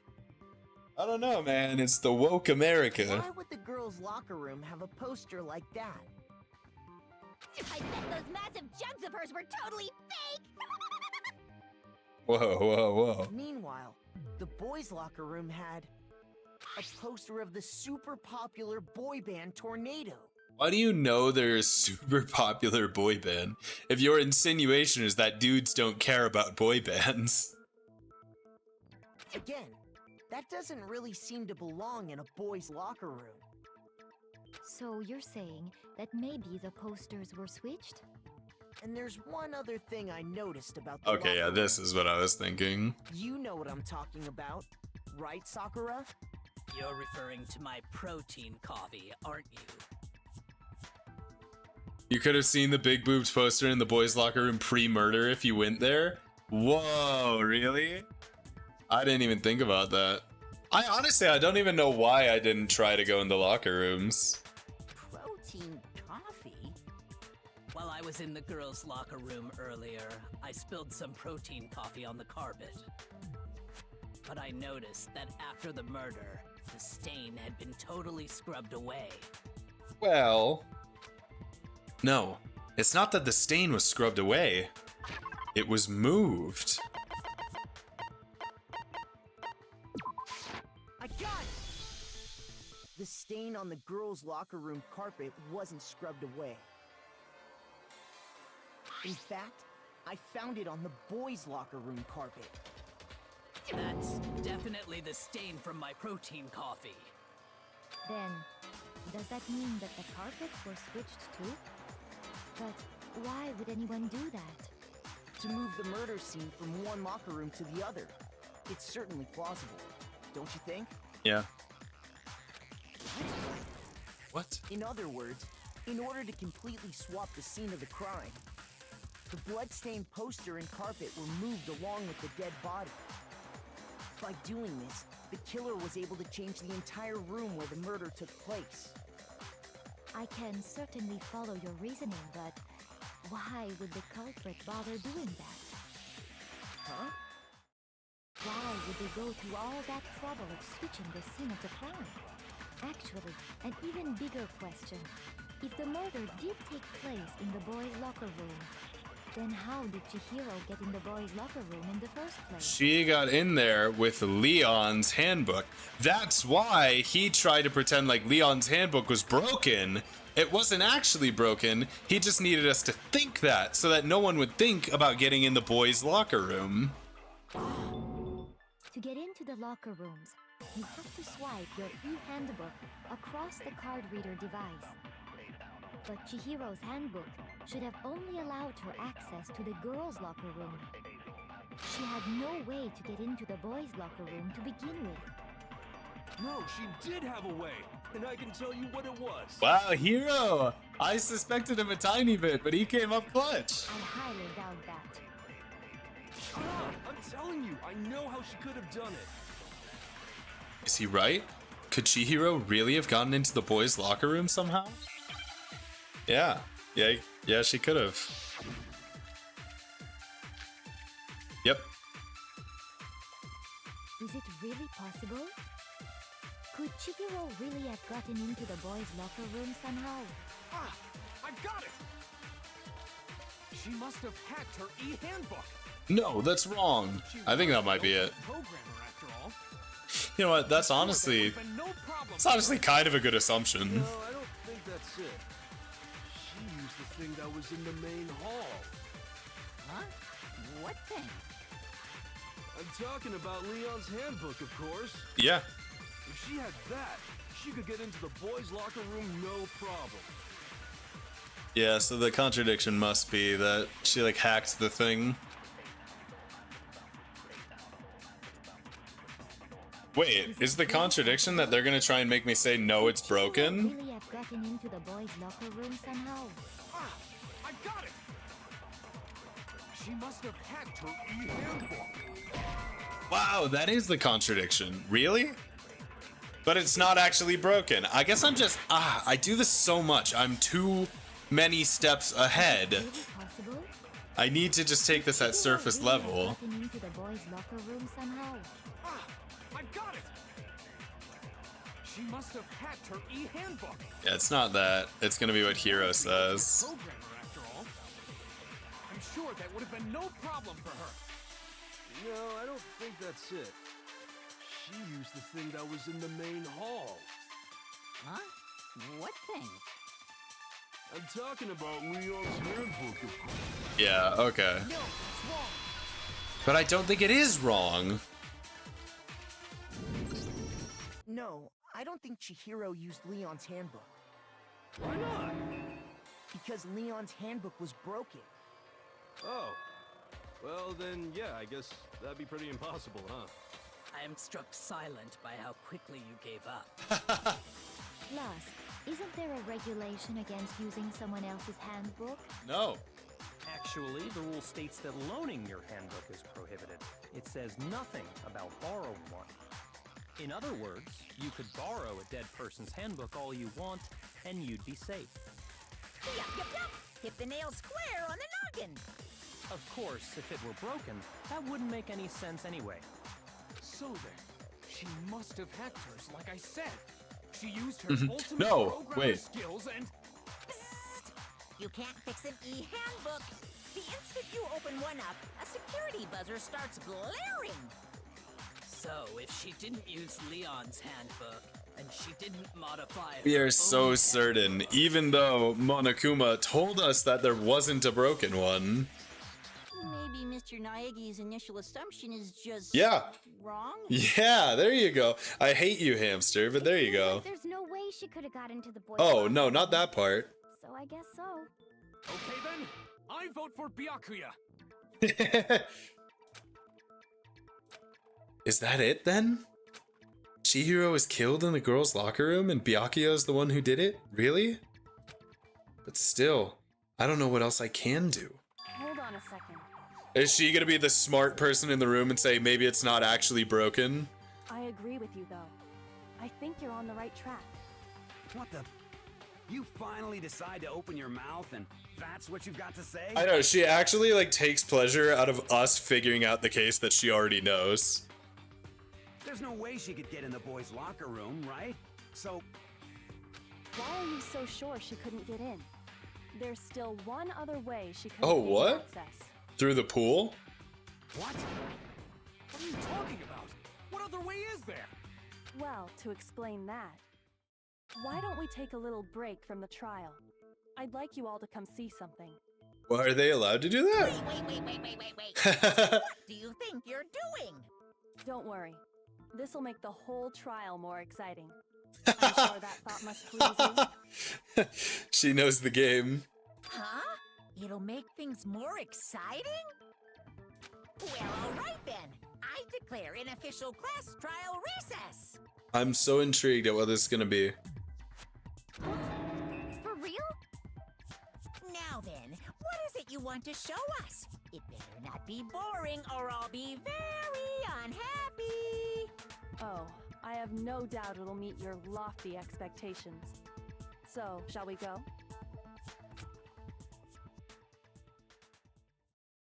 So before I even knew what was happening, the class trial had been put on hold. We headed off, with Kyoko in the lead. And where she took us was... the locker room. The girls' locker room? You've already searched this place top to bottom. What are you trying to pull, Missy? I'd like you to examine the victim's body one more time. Oh? Is it because she's missing the E-hand? Well, that wouldn't do anything. Be sure to examine the entire body very carefully. Take your time. Examine her carefully. I don't want him examining anything. Using our hands? No way, no way, no way, no way, no way! It's probably best if I don't run my hands all over a girl's dead body. It's not that I'm freaked out. All right, one of the women, please. Can we Based on religious help out? grounds, you know? Very well. I'll do it. Thank you, Sakura. But you're a girl. You shouldn't have to touch a dead body. Just let one of the boys do it. No, it's okay. I think Chihiro would rather have a girl examine her. I'm inclined to agree. So just leave this to me. Sakura. What is this? Some kind of secret girl-on-girl action? Is that what you two are about? That's not it at all. Stop screwing around. Can you just switch back already? Okay, here I go. I'm sorry, Chihiro. Please excuse the intrusion.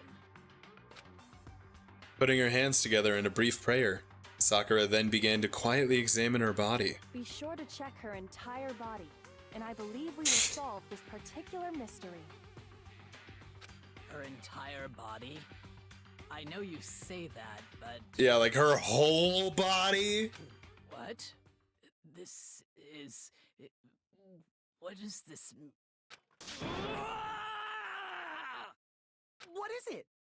God. Not possible. It's not possible.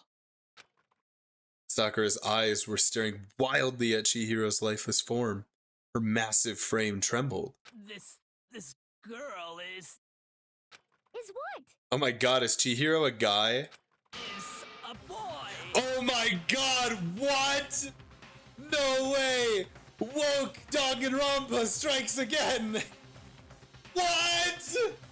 Chihiro's a trans girl the whole time? Ah, I see. So she was actually a So Kyoko actually just groped the fuck out of her. And that's why her handbook is missing. Because there's no way Byakuya could have, like, Byakuya needed everyone to think that she was a girl. Like, I guess, like, the biologic, whatever you want to call it. You're joking, right? I wouldn't joke about this. Ben, it's really true? Chihiro is just either a femboy or an actual trans girl. Oh, what? You guys didn't know? Heck, I knew that right off the bat. That's creepy of you, Monokuma. Chihiro Fujisaki was totally a guy. He was a cross-dresser? Oh, I'm really on fire! Yeah. I wish I had killed him! That is... that actually does make the Genocide Jack case a little bit stronger. I called it? Wait, really? I didn't know that. I'll have to look back the VOD. Did I really say that? So that's what Kyoko wanted to show everyone, huh? Interesting.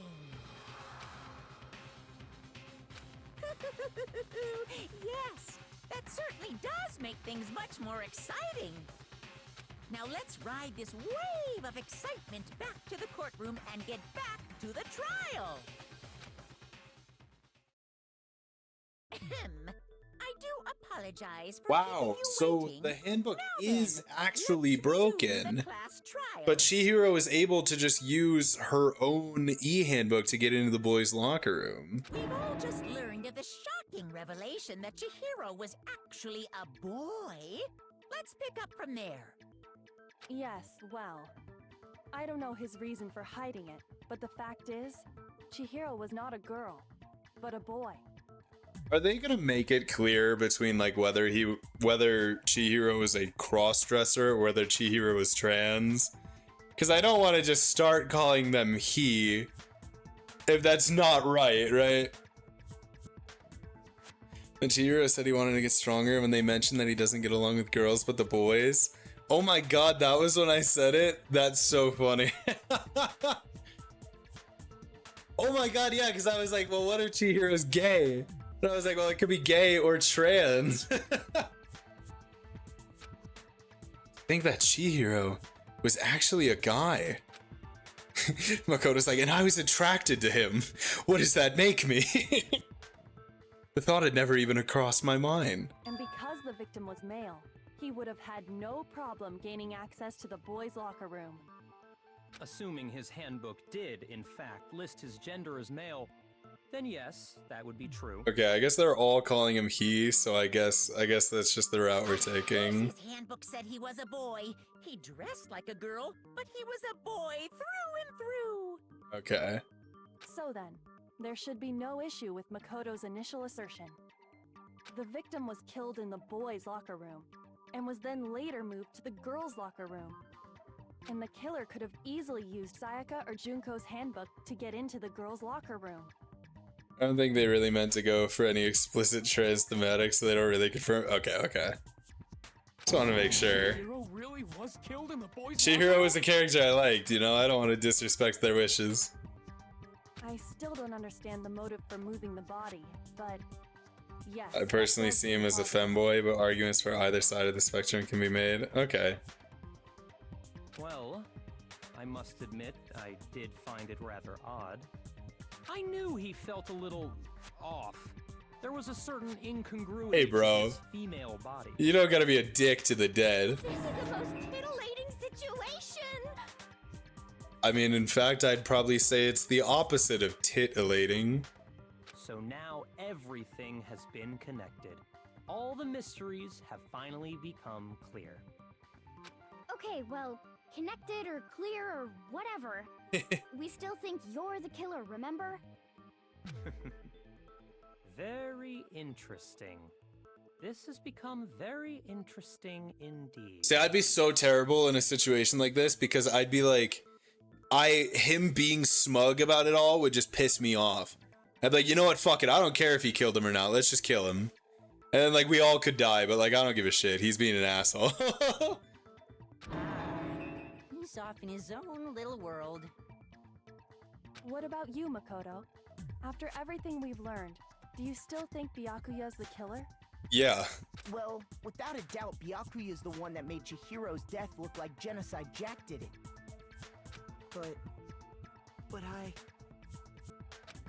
Really? think he might not actually be the killer after all. Wait, really? But aren't you the one who accused him in the first place? I disagree with my own character. He just seems to be too easygoing about all this. Like he's enjoying us solving the mystery. The way he's acting, it makes it seem like it doesn't have anything to do with him. And you think that might be because it doesn't have anything to do with him? Plus, the evidence he left behind was a little too... how can I put it? Overt. Sure. He consciously chose to use the extension cord, knowing it could connect him to the murder. At least, that's how I see it. And Byakuya, when you found out the murder took place in the boys' locker room, it seemed to rattle you. And then again when you found out Chihiro was actually a guy. If you really were the killer, that stuff wouldn't have had any effect on you. So that's your thinking, huh? Well, it bothers me that you don't have more concrete reasons. Dude, no, I definitely think he killed it. I definitely think he killed Chihiro. It's fine. I guess I'll mark it as correct for the time being. Mark it as correct? He's right. I am not the culprit. I just happened to come across the corpse in the girls' locker room and decided to alter it. Are you fucking with us right now? No, I am not effing with you right now. I'm telling you the truth. Well, I find it very hard to believe. Go ahead, find it very hard to believe. You're free to be executed along with the rest of us.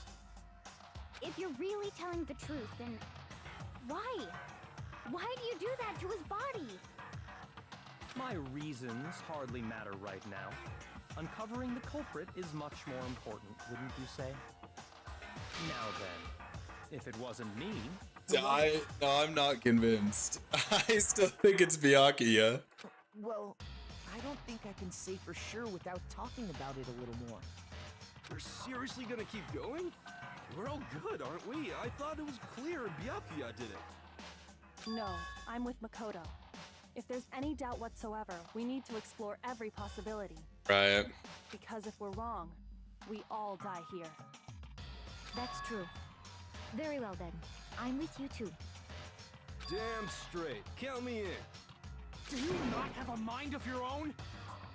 Of course I do. What am I, an ant? or Oh something? no.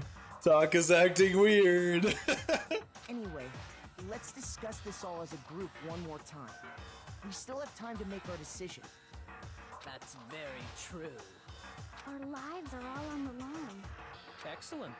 Then shall we resume our game of hide and seek? But if Byakuya didn't do it, then who's the real killer? Who murdered Chihiro? There's one thing we can be sure that we know about the killer. The killer was able to gain access to the real murder scene, which means the killer... Oh my god! Wait, I hit the wrong button. I thought I was hitting the down arrow. I hit the up arrow. Yeah. Yep. The killer had to be a guy. Whoops. Killer is able to gain access, so the killer is a guy. Since the crime scene was the boys' locker room, you would need a boys' handbook to get in. Since Leon's handbook is apparently broken, the killer would have had to use their own. In other words, it had to have been a guy. But that's still not enough. I need to find some more clues.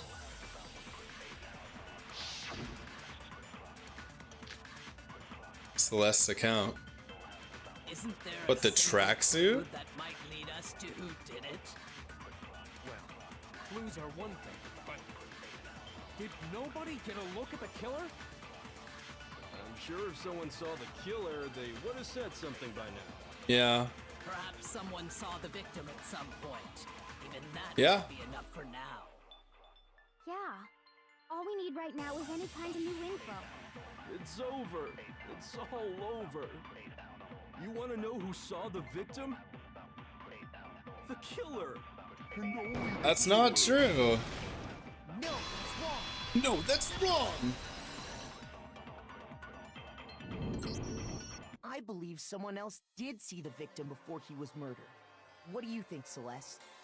Now that you mention it, yes, I did see him. Really? Oh, but I suppose only Makoto knows about this. The rest of you had no idea, did you? That is why you're all making such ugly noises. Damn. Whatever! Just hurry up and tell us! It was last night, right before nighttime. I saw Chihiro in the dormitory warehouse.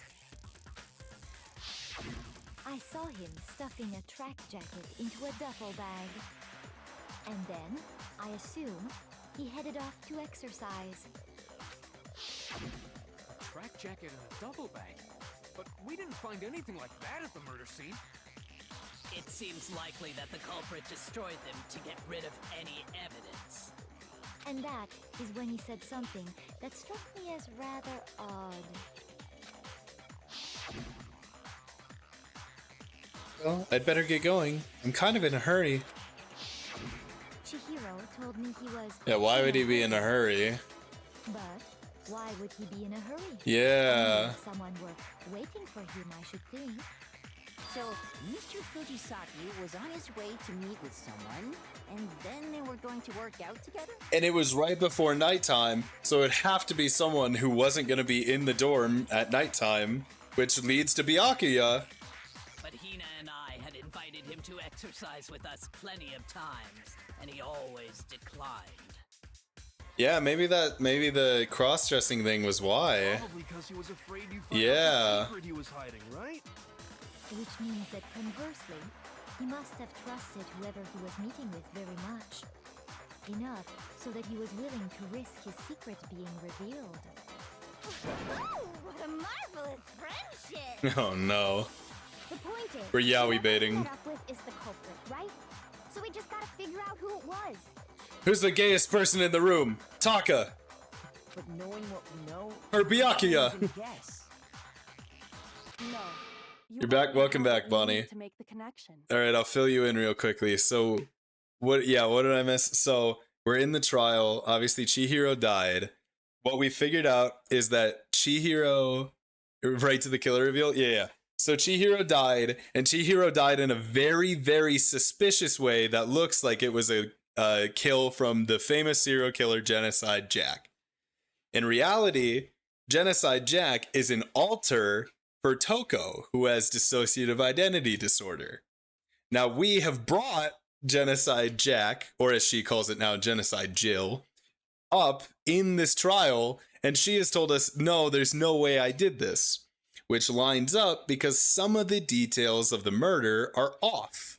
The mentally ill killer? Well, some of the details are off. You know, so we're thinking it might not have been Genocide Jack, but maybe someone wanted it to look like that happened. And the only person who really knew a lot about Genocide Jack was Byakuya. And now Byakuya is trying to walk us out of him being the killer. But I think it's him, and I think we're going to come back. Also, we found out that Chihiro was either a trans girl or a cross-dressing boy, one of the two, biologically a guy. And that's how he was able to get into the boys' locker room where the murder actually happened. And the murderer then switched around the stuff in the boys' and the girls' locker room to make it look like it happened in the girls' room. Huh? And now we're going to find out that Byakuya actually did it. You know who the killer is. Yeah, it's Byakuya. Seriously? Seriously? Who is it? Who's the killer? Think back to the track jacket and duffel bag the killer disposed of. Oh? Focus on the details of these items, and it should become obvious who was waiting for him. Are you sure about that? You really think we can figure out who did it based on two pieces of evidence that we don't have? Japan is so weird with, yeah, the trans stuff. Yeah, they don't really make it clear. I mean, everybody has now been calling Chihiro he, so I assume they're taking the route that it's like, okay, it's cross-dressing. But, you know, I don't really know. Could be either. What? You want to track down some fingerprints or something? Even if we had the equipment for that, we wouldn't know how to use it. As was noted, the evidence is already gone. There's nothing to get fingerprints from. So he's really like me then? Yeah, could be. Maybe, but we can make certain inferences if we just take the time to talk it out.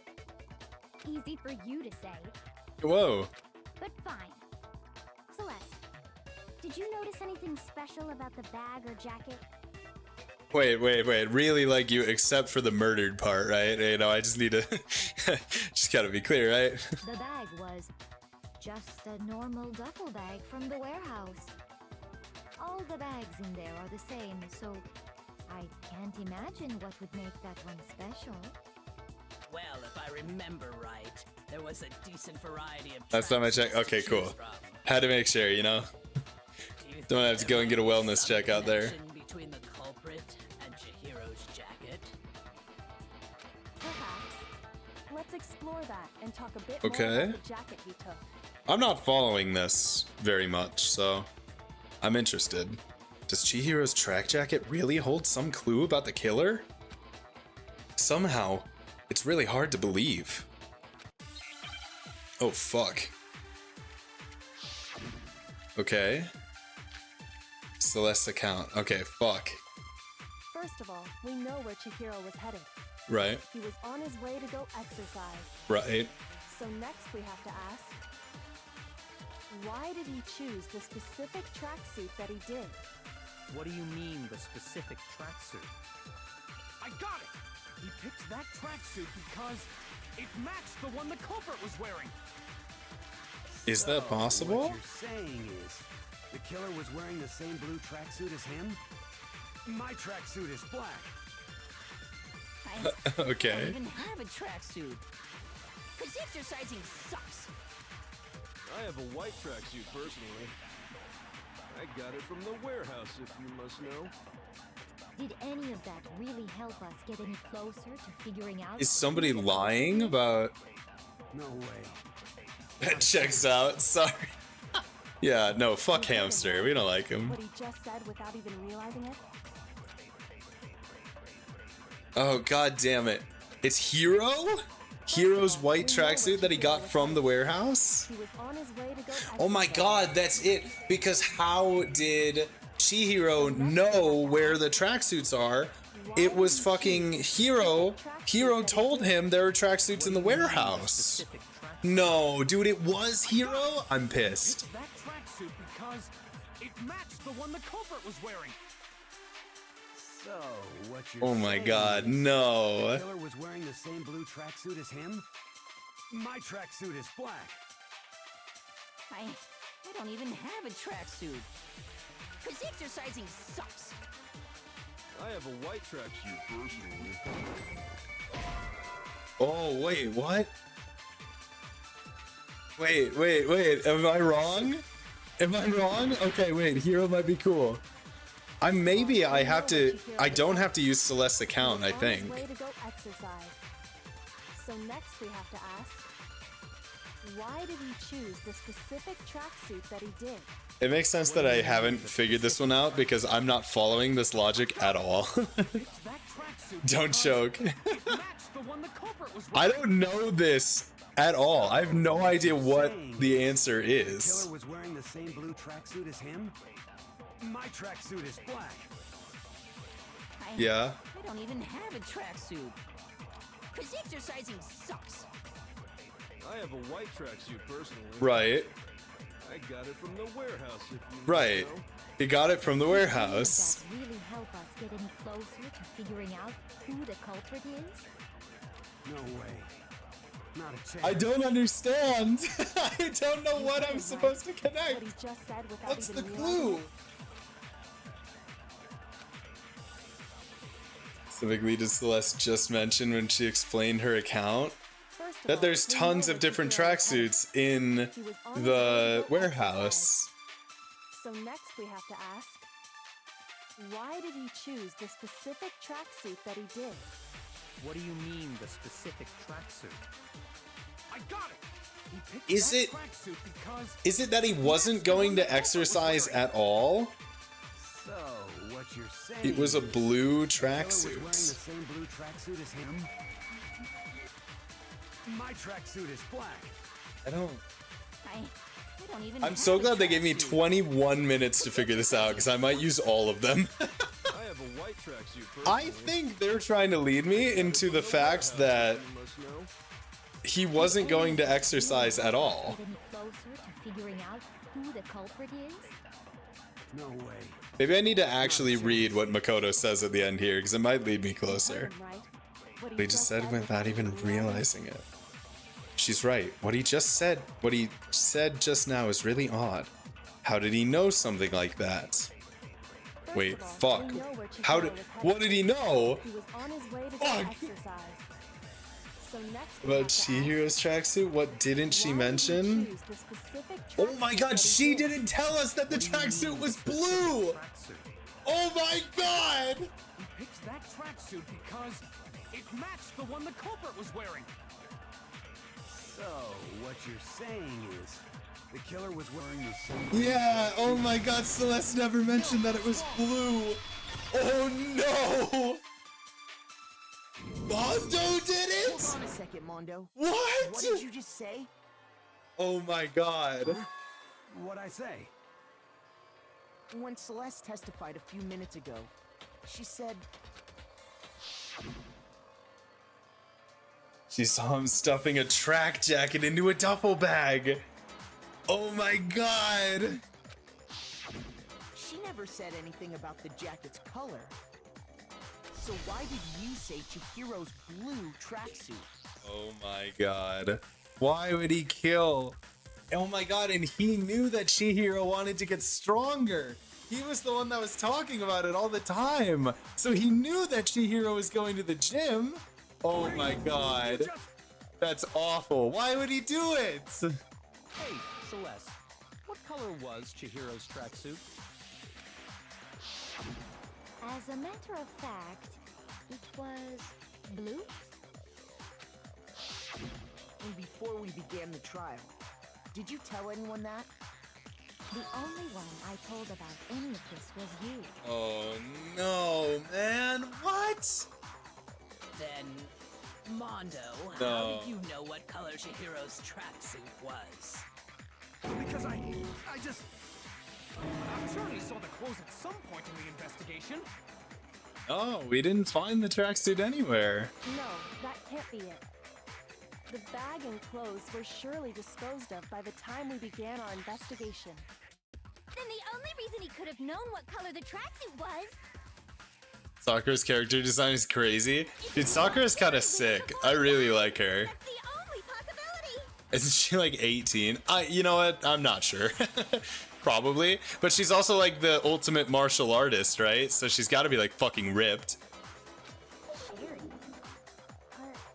18 and yoked, yeah. So, how about it? Did you see the tracksuit or didn't you? Just by chance. I just happened to see it last night. Last night? He walked past me, and he was carrying the tracksuit in his hands. Oh? No, that can't be it either. According to Celeste's testimony, It was right before nighttime. Oh yeah, and he stuffed the jacket in the bag. Yeah. when Celeste noticed it, Chihiro made a point of making sure the jacket was completely in the bag. If you just ran into him briefly, you couldn't possibly have seen Oh, what color man. the tracksuit I can't believe Mondo did it. It would appear you've dug your own grave. Perhaps. But you handed him the shovel, didn't you? That's why you said what you did. Yeah, it's so funny that Kyoko just knew the entire time, and she just let us figure it out. Because I guess it's fun for her to watch other people solve murders. Focus on the tracksuit and it'll be obvious who he met with? What a bunch of nonsense. Ah, now I understand. It was all one big bluff, wasn't it? Your true intention was to draw a slip of the tongue from the culprit. That's why you said you knew who did it, to put them on edge. That's right.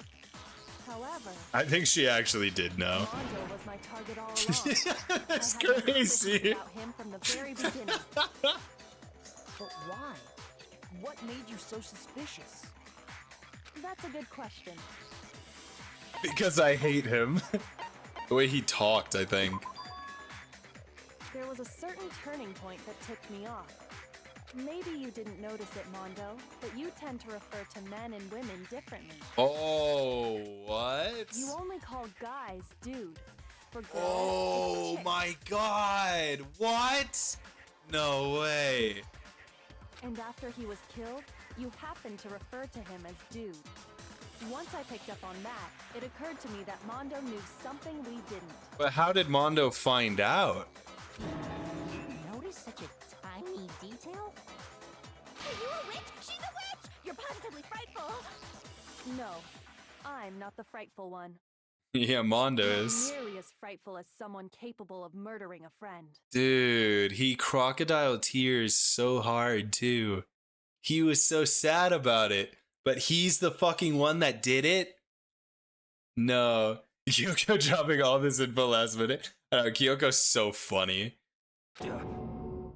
Mondo, was it really you? Mondo, why would you do this? Did you really kill Chihiro?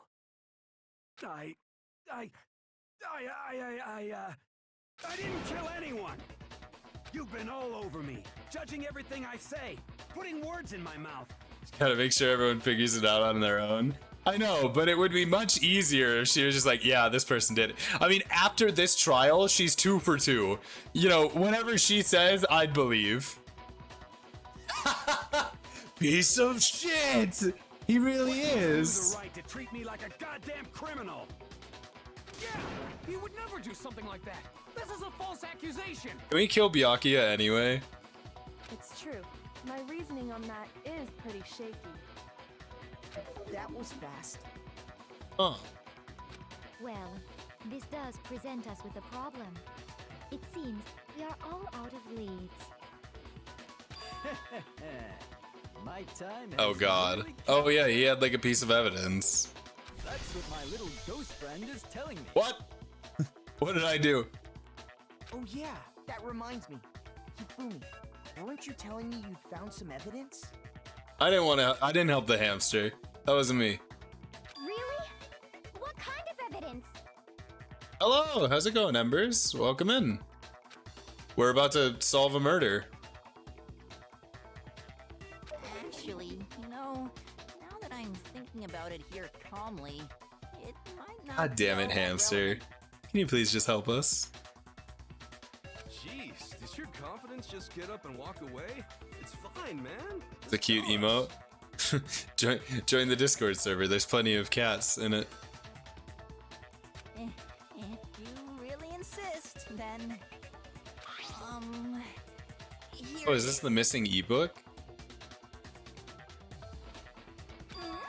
What do you have there? It happens to be an e-handbook. Oh. I found it laying on the ground, so I scooped it up. Okay, this is either Chihiro's e-handbook, which could be useful to us, or it's Leon's and it's not broken, and then I think that no matter what happens, fucking Byakuya did it.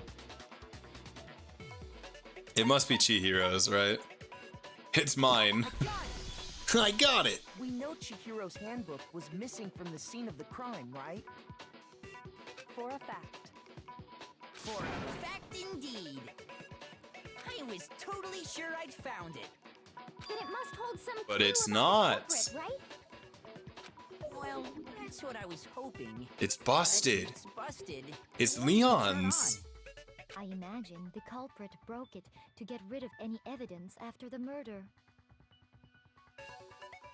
Am I enjoying the game? I like this game a lot. I'm pretty... Okay, what I will say is we are 2 chapters in, and everybody that has died, like, Sayaka was my favorite character. First person dead. And then, not even 5 minutes later, Junko, my second favorite character, dead. Then we got to murder Leon. That felt kind of good. But then we found out that Sayaka was a murderer. She tried to kill Leon in the first place. So then it was like, fuck, that's awful. And then we get into this next chapter, and I'm like, okay, there's a couple characters I like. Kyoko, Hiro, and Chihiro. And now Chihiro dies. And I don't even get to kill the asshole character. I don't get to kill the bad characters because they didn't do it. Babes were so obviously bait, man, but it's not. Junko dying was fucked up. The person that came up with that, with Junko dying, is an evil person, and I'm not backing off from that. But I do really like the game. I like the style. I like the narrative. I don't love some of the mini games and stuff during the trial, but I really like the murder mystery narrative. You know, if it was like a movie that I'm watching and I just get to see the story and what's happening, I love it. I think it's very, very fun. That's odd. I didn't think the handbooks were quite so fragile. You're right. They're not. They're not. They're totally waterproof and shock resistant. It would take an awful lot to break one. And yet, this one does appear to be broken, as is Leon's, sitting useless in the main hall. How are we sure this isn't Leon's? For all your confidence, that is a remarkably high failure rate. Well, Monokuma has said before that there are no broken e-handbooks. Do you think there might be some kind of mystery in there somewhere? Hmm. How precisely Also, did the handbooks get broken? I'm sorry, I don't mean to interrupt this game. I just thought about the fact that they made the character that's like the programmer computer science character a femboy. That is so funny, and I don't think that was necessarily intentional, but that is so unbelievably funny that they did that. Fucking men in STEM. Goddamn.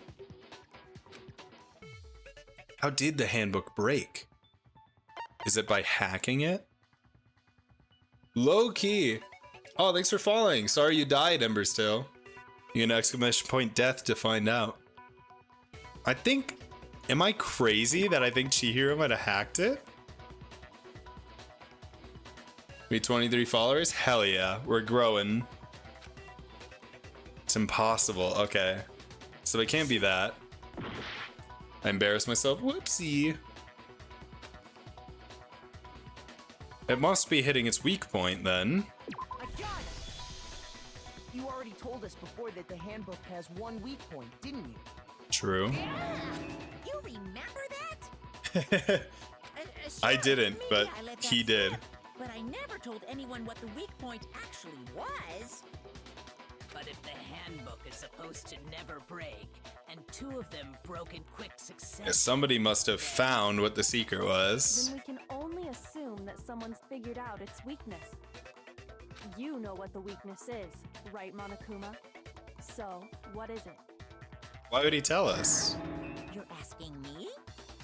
I think it's a necessary piece of information if you want this to be a fair trial. Wow, really?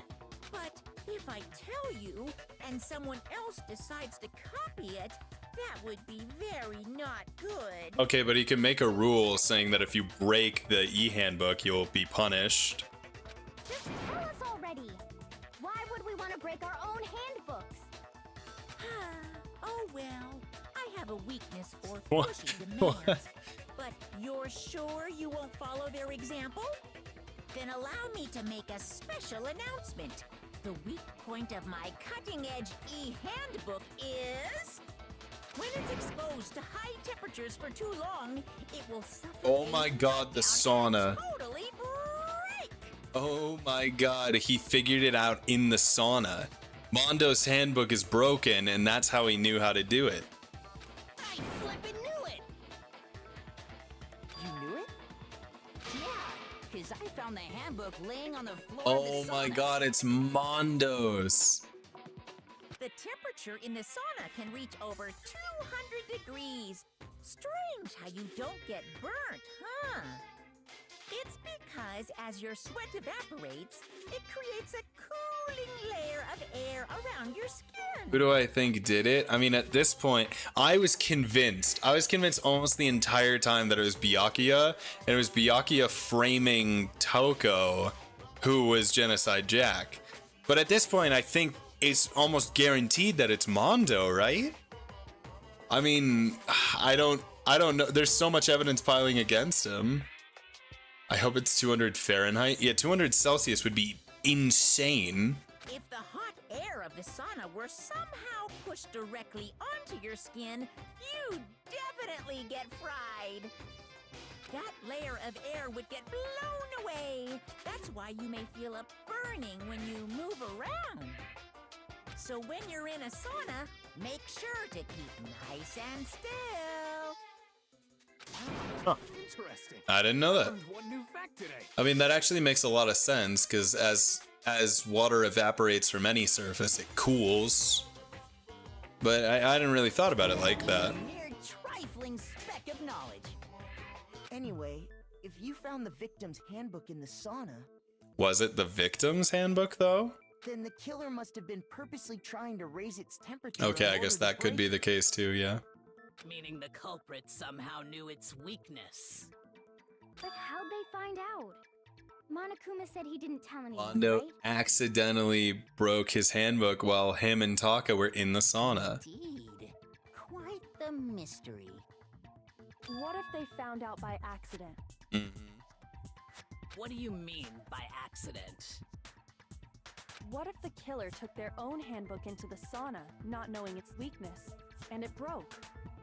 They'd realize it was broken, of course, and it wouldn't be hard to figure out why. Right. And once they had Chihiro's handbook, they knew they had an easy way to dispose of it. I won't say it's not possible, but who would have done something like that? I don't know of anyone who took their handbook into Well- the sauna. Maybe one person. I might know someone who did. Yeah. Seriously? I think the one who may have taken their handbook into the sauna was... Jesus. Who might have brought their handbook into the sauna? Yeah, it had to be the one who wore all their clothes. Yeah, it was Mondo. Aw, man. That sucks. Here's my answer. Mondo, your handbook got broken in the sauna, didn't it? Bless you. Thank you. Thank you. I appreciate it. What? Why? Why do you keep accusing him. Oh, we're killing his bro. First he has to stand in between two of the dead people, and now we're killing his bro. Poor Taka. He needs some head pats after this one. Had an endurance contest in the sauna not too long ago. Remember? Just realizing that the character that is very overweight has a hamster face. Yo, we've been calling him Hamster the whole time. I have to imagine it was intentional. And for the contest, Mondo just so happened to keep his school uniform on. Yeah, and Taka was fully bare-ass naked. But little did he realize, he'd also left his handbook in one of his uniform pockets. And when it was all over, Mondo discovered that taking your handbook into the sauna could easily destroy it. Oh man, I'm actually so sad that Mondo did it. You know, I thought like, it's so sad that Chihiro died, and it's so sad that it was Mondo that did it. Because it was like, Chihiro was just starting to get an arc of improving, you know, himself and getting better and getting stronger. And Mondo seemed like he was trying to support it, because he was kind of the one that eggs the whole thing on. Dude, that sucks so much. Wait, hold on. You've got it all wrong. He would never kill. I don't accept this. Show me the proof. The actual solid proof. If only Mondo went in naked. I mean, he got naked at some point, that's for sure. He just didn't start there. I mean, I don't want to believe it either, but I found something that proves it beyond a shadow of a doubt. Oh fuck, what did I find? What's the bullet? Thank God I'm on the easy mode. Oh fuck, no. The broken e-handbook? The card reader? Let's test Makoto's assertion. What? Hold on, I need to find out. What is the card reader? Yeah. You need to swipe your e-handbook. You need a mail. Additionally, okay, that doesn't tell me anything.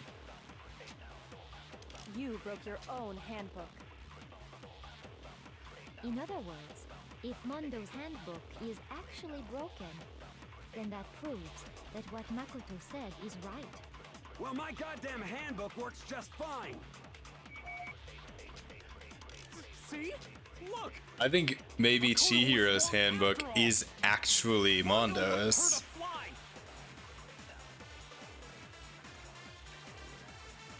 It's gotta be the reader specifically because he was male pretending to be female, but the e-handbook said that he was male. Let's test Makoto's assertion.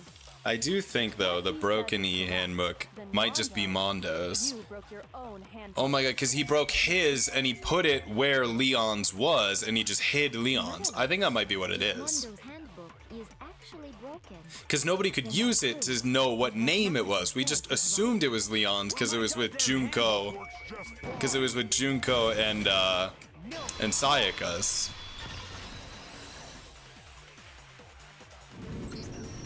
Mondo, the handbook you have right now. Yeah. Is it really yours? Yeah. The fuck is that supposed to mean? The broken handbook that was in the main hall. Isn't that one actually yours? Yes, yeah. What the heck are you talking about? Yeah, he put his handbook where Leon's was. What I mean is, I think Mondo swapped his handbook out for one that actually works. I think he took Leon's handbook and replaced it with his own.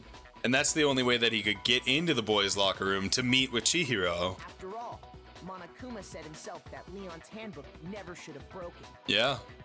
That's right! The punishment it suffered wasn't nearly enough to destroy it. So then, the broken handbook in the main hall is actually Mondo's. Which would mean that the handbook Mondo has right now is actually Leon's, yes? Yeah. But doesn't that violate the school regulation that says loaning out your handbook is prohibited? No, because you can borrow but not loan. Here's how I look at it. There is a rule about loaning your handbook to another student, but Yeah. if they're dead, they're not a student. It's kind of a gray area, I admit. But no worries. If anything, it just makes things more interesting.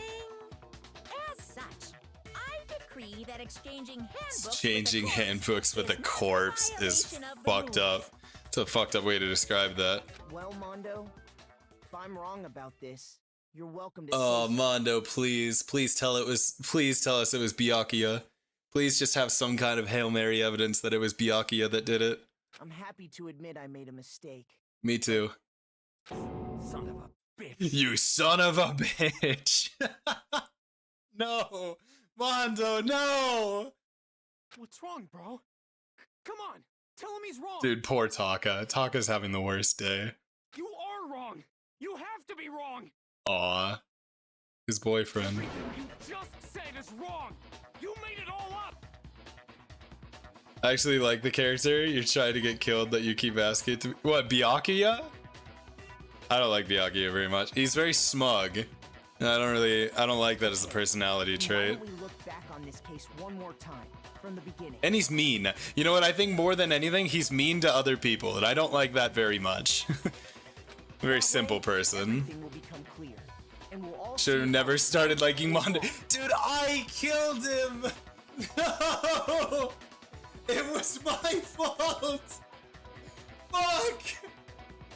Oh my god, you're right! What have I done? God, like fucking Anakin after he murdered Mace Windu. It's like, what have I done? No! Fuck! Oh my god. You know what? Byakuya is my favorite character. Do you like D&D? I do like D&D. I just played I just got back from a D&D session. What, Saturday? Last Saturday? Something like that? So I saw Chihiro in the warehouse with the duffel bag and the tracksuit.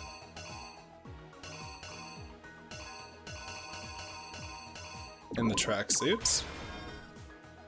I don't know what TTRPGs. I don't know what that is. Something that everyone has that you need to get into the locker. Okay, so that's the handbook. I guess that might be it. Which locker room did Chihiro go into? The boys' locker room. I guess that is it. I can't really read that, but yeah, it must be. Oh fuck, dude! I hate it when it tabs me out. Starting my first campaign ever soon. Oh, that's sick. Yeah, I haven't done very many. I've done a couple campaigns where it's like we have one session and then like nobody ever shows up again. Oh, tabletop RPGs. Oh, as a DM. Oh, that's way cooler.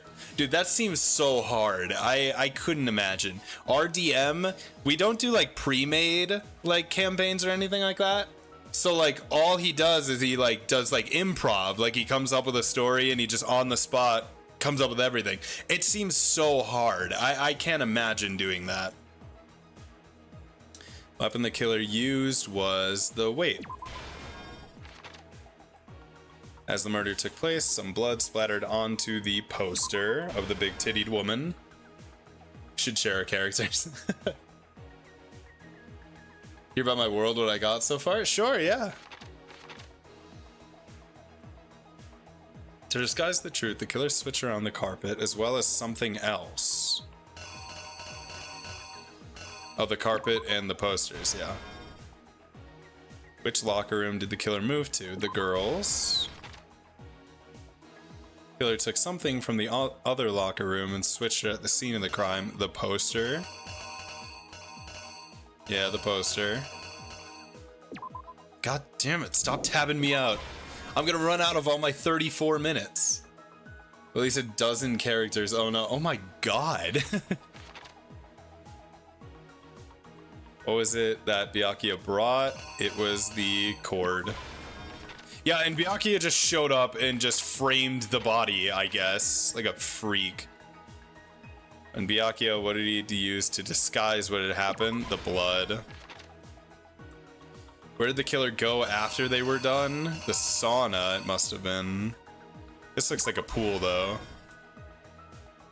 When the handbook got thrown into the sauna room, what happened to it? It broke. God, please stop tabbing me out. So frustrated. Okay, I think we got it. The killer is you.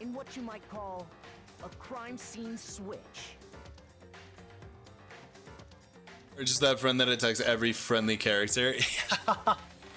You know what? My group is not like that, but they are the group that, like, if we get in some kind of conflict, they try to murder everybody that's involved. Whereas I'm like, no, guys, like, we don't have to kill this person. We could just, like, beat them and then we're cool, right? But they're not like, yeah, let's just kill them. You know, what are they gonna do? That could have been the end of things, but no. Byakuya discovered the body and decided to intervene in the situation, making things even more complicated. Yeah, fuck you, Byakuya. So, after stumbling on the crime scene, he went and grabbed the extension cord from the library, and then he got to work. He used the cord to string up... Question is why he did it? Dude, I don't even know, honestly. Dude's just a freak. That's like the only explanation. I think in my head, what I would assume is that he thought that he could be considered an accomplice. And he thought that being, like, if he was the accomplice and everybody voted incorrectly for who murdered the person, that then he would be able to graduate with the person that actually killed him. And that's why he did this. That's my assumption. When I do my campaign, I'll probably add a rule that if HP is 0, a person is knocked out first and then needs another hit to be killed. Yeah, that's usually... Oh, are you talking about like anyone? Because I know like that's like saving throws and stuff, right? I had that in our last session where we had oh, I think I explained this to you. We had the mirror versions of ourselves that were like the most evil version of your character in existence, and you had to beat them in order to survive. And I refused to fight mine, and then they beat the absolute shit out of me, and I almost died. But it worked because I was so kind to them that they decided not to kill me and they just let me do my saving throws and live. Even though my fiance is playing, I'm not going to favor him. Good. Good. And in fact, do the opposite. Make their life suck. He wanted to create the illusion that Genocide Jack was responsible for the slaughter. And around the same time that Byakuya was putting together this facade, the killer, having already disposed of Chihiro's bag and other belongings, arrived at the sauna. Oh, accomplices don't get... No. I think that's true. Was it trial 1? Because in my brain, what I thought was that Byakuya didn't know at this time that accomplices don't get the perks. And that's why he would have done it. If not, it's literally just for the chaos, which is so shitty that I want to shoot him. There, they plan to destroy the last piece of evidence, Chihiro's handbook. Yeah, NPCs. Yeah, that would make sense. Yeah, because I personally, I mean, like, all of my party is, like, chaotic evil or, like, chaotic neutral, whatever, something like that. But I'm, like a chaotic good. Where it's like, you know, I try to do good things, but only when they benefit me. So, like, generally, like, I want people to live. I want to be, like, a helpful, good person. And they're all just like, yeah, let's just murder everyone. And I don't like it very much. But I'm also a monk. I could stop them if I wanted to. I just have kind of made my monk useless because I don't want to be, like, absurdly broken. Somehow, the killer knew that the handbook couldn't stand up to the heat of the sauna. And the reason they knew that is because the sauna had already wrecked their own handbook. And that's how it all played out. And I'm pissed. Isn't that right, Mondo Arata? I don't think anyone in my group is a murder hobo, and if they are, we'll talk about it beforehand to make sure they can still play the character they want, but have restrictions so they don't murder everyone. Yeah, I think that's a pretty good way to handle it, I think. Murder hobo a D&D term? Yeah, it literally is just people that go around being evil and like killing everyone they see. Wait. No. This can't be right.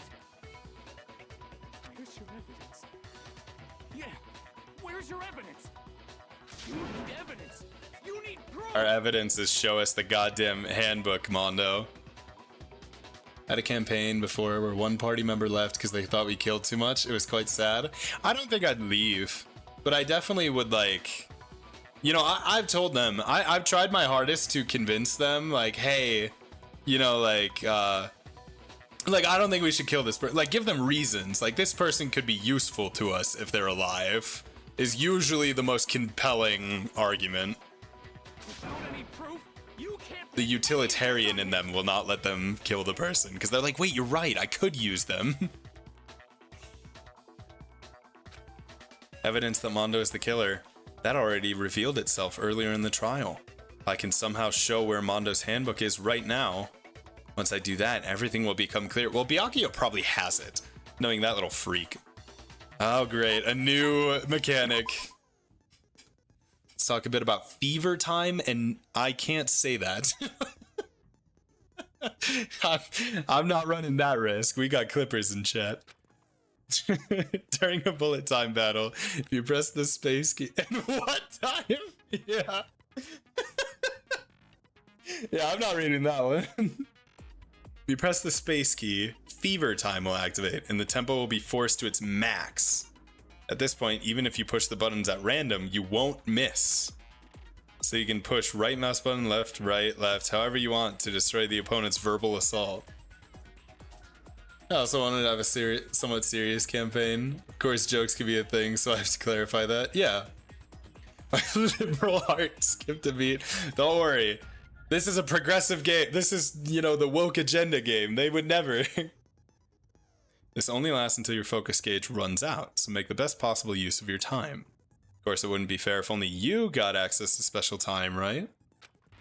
So we've also prepared something called bad time that your opponent can use. Your opponent activates this during the bullet time battle. Your tempo marker will disappear, making it quite a bit tougher to hit the buttons in rhythm. If you were to activate fever time at this point... No, never mind, I'm sure nothing would happen. I don't know what I was worried about. Unsurprisingly, if your action difficulty is set to gentle, the opponent won't use it. Oh, cool. Well then, good luck and have fun. Alright, well then this is going to be a piece of cake. This time I'm not going to get a 140 combo. I've learned my lesson. Show me some evidence. You're wrong. I won't listen. I refute you. False. Oh shit. The tempo up startled me. Show me some evidence. Oh, I didn't see that one. I won't listen. False.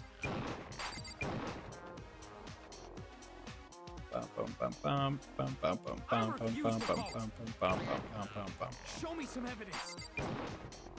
You're wrong. Taka, I'm sorry, bro. I know this is hard to accept. I know you guys fucked in the sauna, but you gotta let him go. Final strike. Show me some evidence. This should prove it.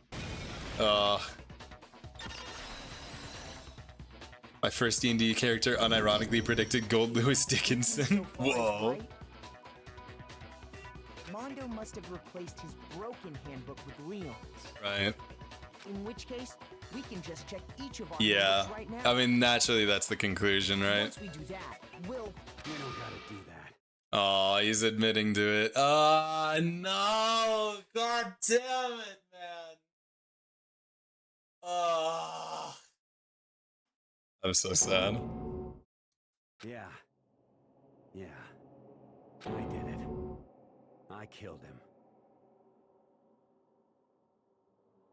Word and you piece of shit. Oh man, God.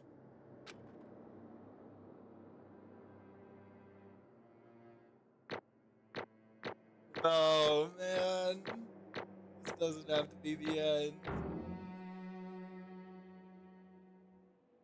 Maybe there was a reason for it. Maybe it was like Sayaka. Maybe he didn't have a choice.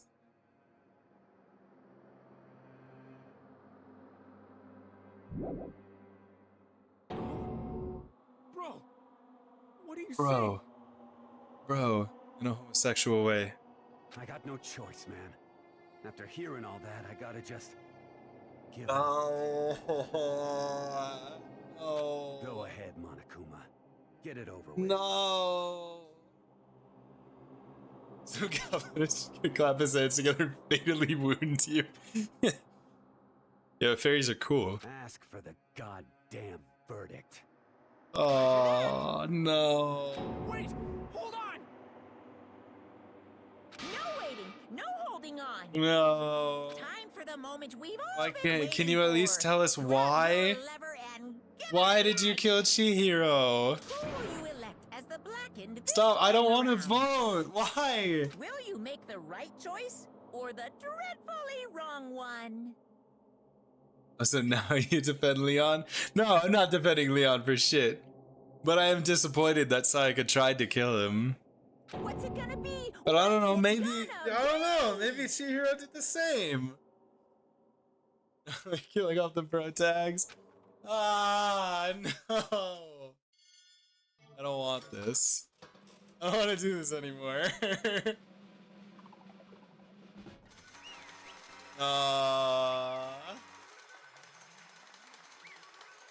Of course, she's made out of metal and machinery. Oh, wait, that's kind of sick. Uh-oh, this time it looks like you got it right again. Yes, it is so. The blackened that killed Chihiro Fujisaki was Mondowara. Aww. Why, man? Why?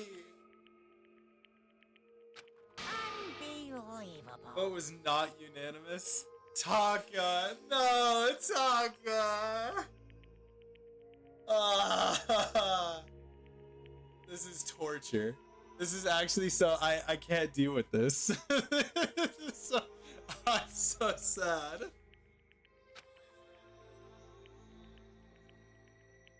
I refuse to believe it. Yeah, that's his boyfriend, bro. There's no way, dude. I mean, he is like the fucking. He's like the gang guy, but like, come on. Sorry. What is this? He's in denial. Funniest character, and he's gone. You piece of shit. You son of a bitch. Oh man, why, man? Why? Now then. Mondo, please. Okay. Oh, Monokuma. Actually, Story of the murder. It's the sad story of two men. Oh, but for anyone who doesn't really want to hear it, you can hit the control key to fast forward. No, I want to hear it. Should I all of my game recommendations? I don't know, Mip. You like to torture me. I forget who died in Peg. Oh, Wolfgang. Yeah, but who cares about Wolfgang? Oh yeah, but it was Eva. Oh my god! It was fucking Eva that killed me. No! I forgot! God, why? Why did I think about it? I made myself remember. Yeah, man, you're mean to me. You give me mean recommendations. Oh god. Anyway, there was once a young boy. His name was Chihiro Fujisaki. He had an extreme inferiority complex regarding his own lack of strength. You're so weak, even though you're a boy. He'd heard things like that as long as he could remember, and he couldn't overcome his weakness. On the contrary, he tried to hide and buried himself further and further into that weakness, to take on the fragile form of a petite young girl. He had chosen that as his way out. Now nobody will be able to say anything about even though you're a boy. But no matter how tightly he wrapped himself up in that shell, the inferiority complex had already taken root deep inside of him. It was not so easily weeded out. As it turned out, the shell was completely empty. The complex didn't disappear. Instead, it only grew stronger and stronger. You're already suppressing your traumatic memories. You're gonna be the next Genocide Joe? Dude, I just don't... I don't like remembering sad things. Ugh. Weak, weak, weak, Uh. weak, weak, weak, weak. Once the killing game had begun here at the school, he had no choice but to accept this fact. After all, this world is survival of the fittest. If you're not strong, you don't survive. Oh god. Oh god, Junko and Sayaka. No, man. Fuck. Take me back. Take me back to the beginning. Then the lovely and hateful Monokuma announced the revealing of the embarrassing secrets. Which of course included Chihiro's embarrassing secret, which I was more than willing to divulge. Even though he dresses like a girl, Chihiro is actually a boy. Hey, And that was something Chihiro couldn't let anyone find out, no matter the cost. If that was revealed, it would be the end. The hardened shell would crack. The armor— oh my god, did Chihiro ask Mondo to kill him? No! No! Do not tell me! No! No! No! Please. Oh my god, I'm begging. I'm begging for this not to be the way this went. Without a doubt, those around him would torture him more than ever before. Everyone figured being thrust into such a dilemma must have sent him spiraling into despair. And yet— I'm sorry. sorry, I don't really want to talk about it right now. But I also don't want to leave things the way they are, so maybe I can talk about it later. After I try my best to become strong, then I can tell everyone. Annoyingly, he used the threat of discovery to motivate himself to become stronger. That's right. Now's my I chance. want to change. I'm going to get stronger and accept who I am. Strong enough so that when someone says, even though you're a boy, I'll be okay. I'll get better. Dude, I'm gonna cry. This is actually so sad. This is so stop. No, man. Why? With that thought at the front of his mind, he resolved to take immediate action. And so, that day, he made the commitment to begin exercising. He was prepared to retrain his mind and body. But sadly, that would be the first and only chance he would get at it. Hey, When he decided to start exercising, he thought it would be good to ask for someone's help. But he wanted to tell that person his secret first, and then ask them to help him from there. And the person he went to— Yeah, that's right. it was me. Yep, it sure was. The biker gang fella that had been painfully clear about how important his manly promises were. So Chihiro probably figured that even if he confided in Mondo, his honor would make him keep the secret. Oh, Mondo! No, man! Plus, Mr. Mondo is the very symbol of a strong man that Chihiro had always aspired to. Maybe talking to Mondo about it will give me some courage. So he went and asked Mondo to help him become strong. That was his aspiration, and he thought that only with Mondo's support would he ever be able to come close to that. Correct. So then, that must be why Mondo did what he did. To keep the promise he'd made to Chihiro. Huh? Did what he did? You mean, that's why Mondo carried Chihiro from the boys' locker room into the girls' locker room? Indeed. Oh, dude. No. Wasn't that to cover up what he'd done? Certainly. That could have been part of it, but I don't think it was the main reason. The real purpose was to keep the promise between men he'd made to Chihiro. But how does moving the body keep a secret?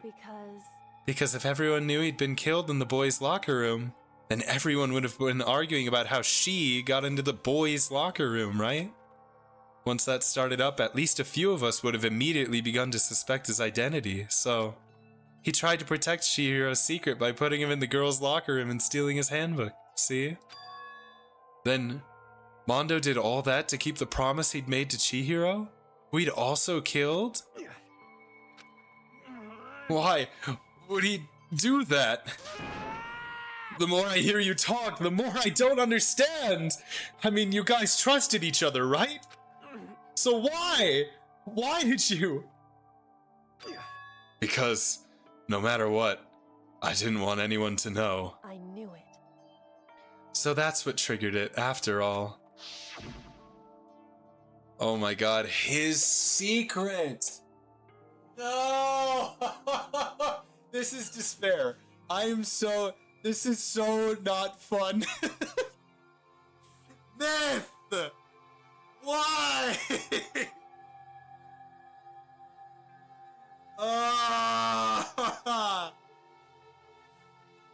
Oh my god, what is the secret? He's not gonna tell us. He's about to die, so he might as well tell us. That's impossible. Nothing could have been that bad. Something he didn't want anyone to know, even if it meant killing someone? It's impossible. Don't make me repeat myself. How many times must I repeat myself? To judge others by your own standard is the height of folly. Even if you can't comprehend it, he obviously can. That's all there is to it. Well, while we're on the subject, why don't I tell you? That embarrassing memory, that secret he didn't want anyone to know. Hey, You know what Mondo did? He killed his own brother? What? What? Mondo? Mondo, the ultimate biker gang leader, makes all the hoodlums and riffraff across the country tremble. But the only reason he had the chance to join a gang in the first place was because of a certain someone. His brother. Mondo's older brother's name was Daya Owada. Mondo had nothing but respect for him. It was because of Daya that Mondo ever got on a motorcycle. Mondo's older brother was his only family growing up. He was the only one Mondo could trust or respect. He wanted to measure up to his big brother, so he imitated him in everything he did. Mondo is the epitome of the starry-eyed kid brother. Meanwhile, the charismatic older brother had put together a local motorcycle gang. And before anyone knew it, it had grown into the biggest biker gang in the country. Daya, the older brother, number one in the gang. And his number two, his younger brother, Mondo. In the beginning, everything was peaches and gravy. But when Mondo started to think about how he would have to take over the gang from his brother someday, his brother's greatness, his reputation, began to gnaw on Mondo's very soul. The kid's gonna take over for Daya, huh? Daya created this gang with his bare hands. Mondo's just along for the ride. Can someone like that really be our leader? All that'll do is make the gang look bad. Almost every day, Mondo heard the gossip and whispers of the other members of the gang, which is why I gotta get stronger. Stronger than Daya. Once. Just one time.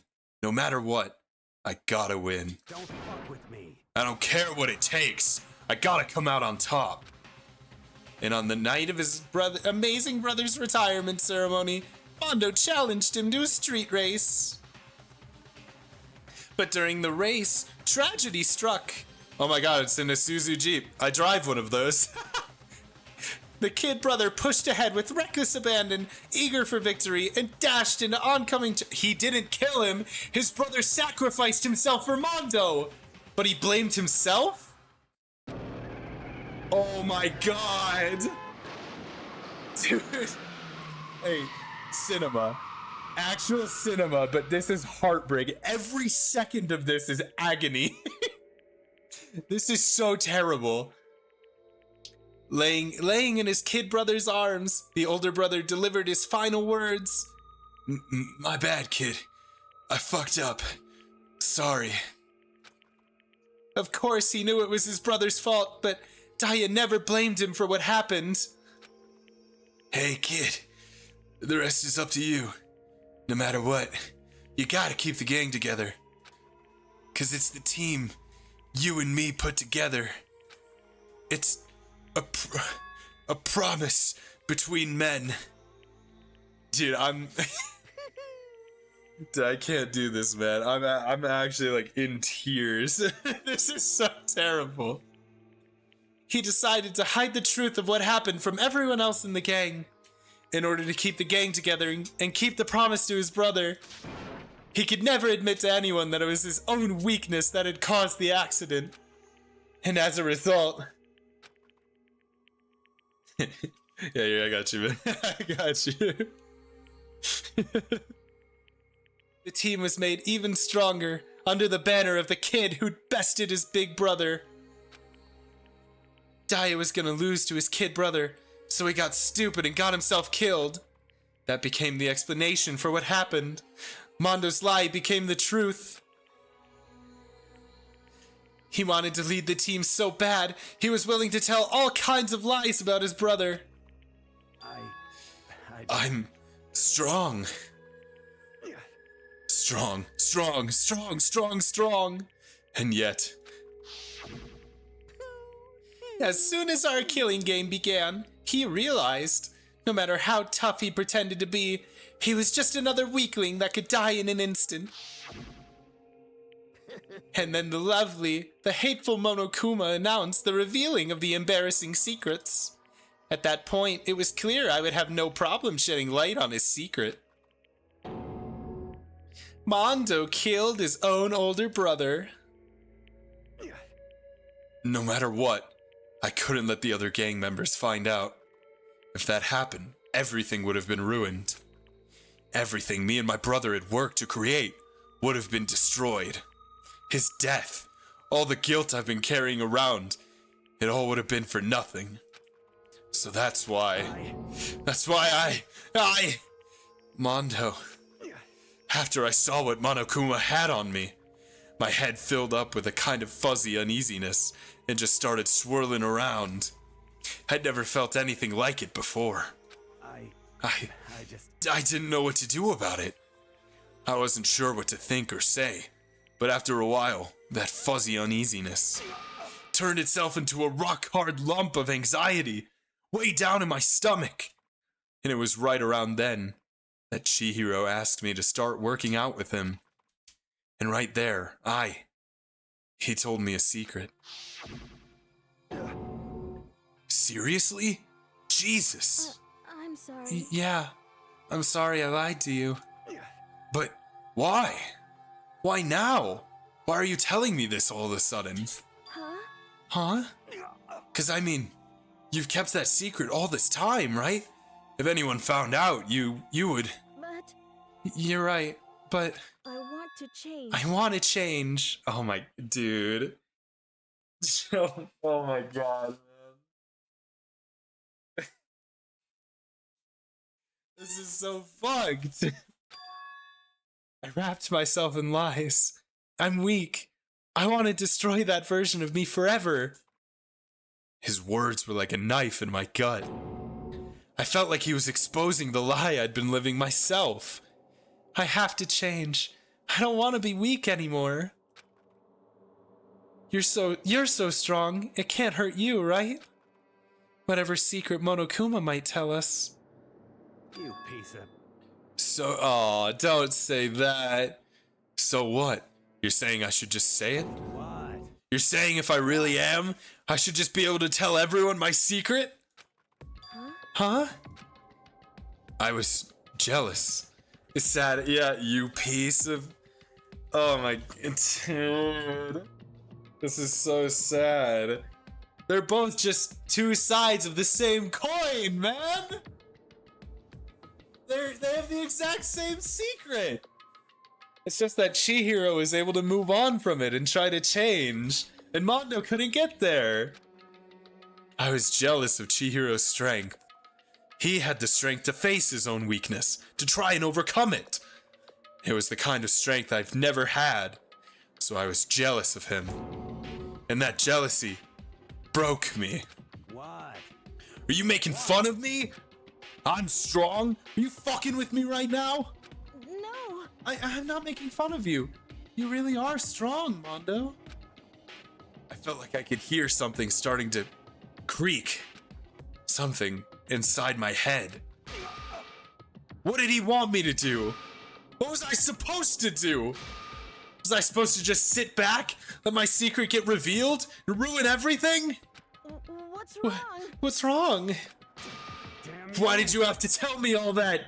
Were you trying to rub failure in my face? No, I just really admire you. I admire your strength. Yeah, that's right. That's right. I am strong. Strong. I'm strong.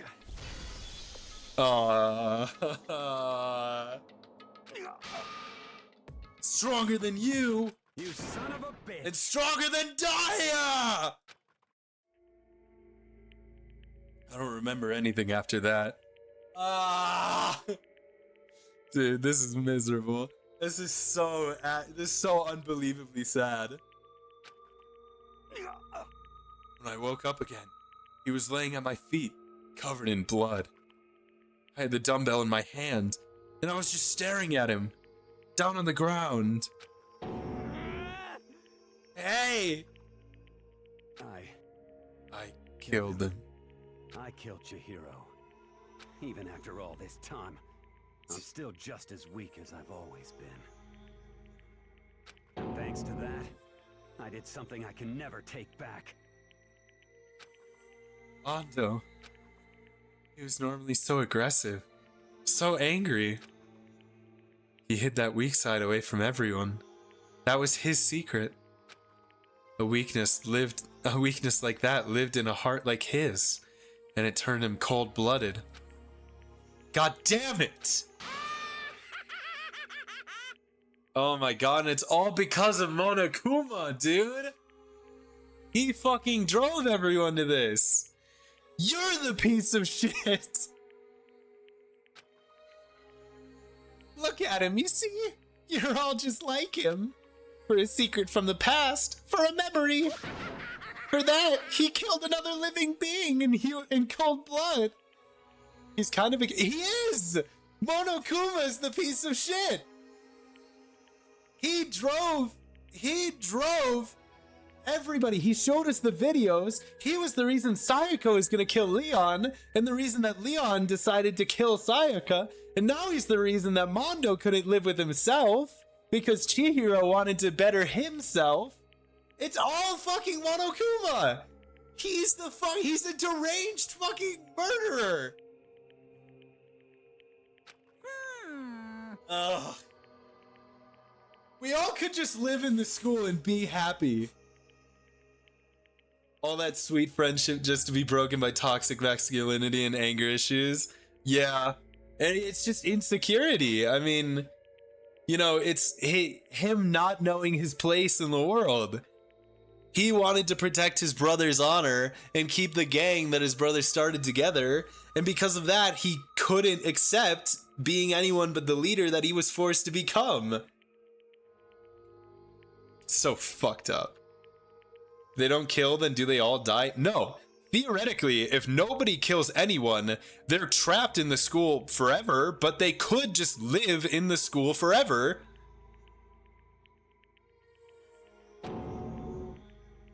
I don't even want to read the lines anymore. I'm so mad at Monokuma. Shut up, you son of a bitch. Go ahead, say that again. I dare you. I feel for Taka, too. This is his boyfriend, bro. This is like how I felt when Sayaka died. Like, I get it. This is how I felt against Leon.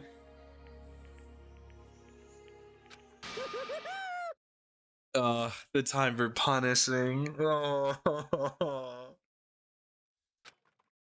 My punishment is reading all of this. Experiencing this is my fucking punishment. Now Taka is saying the son of a bitch. I know. He's bringing it. He's taking his boyfriend's fucking catchphrase. Fuck, man. It can't be. You mean execution?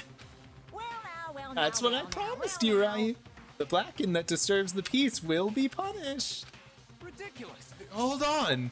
Now then, I prepared a very special punishment. It's just gonna be like he gets ripped apart by motorcycles. No, wait. Taka, kiss him before he dies, please. Tell him how you feel. Stick something in him. I said wait! Sorry, man. Oh, stop! No, I stop! couldn't keep the promise we made. Stop! No! Fuck! This is anguish. No. Oh.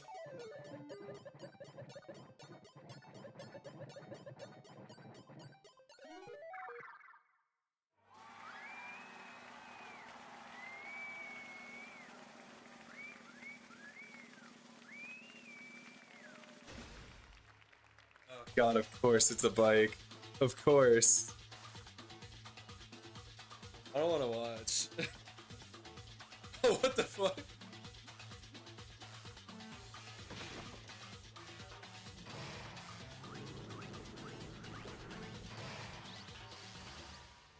Oh god. He's got the hair too, yeah.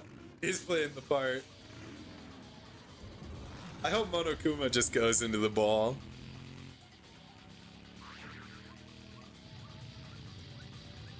Is it gonna be on fire?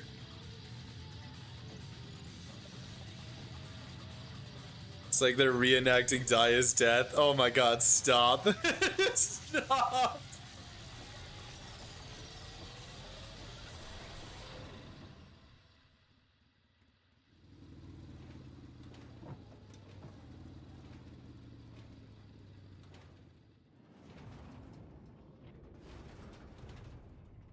Wait, what did they even do?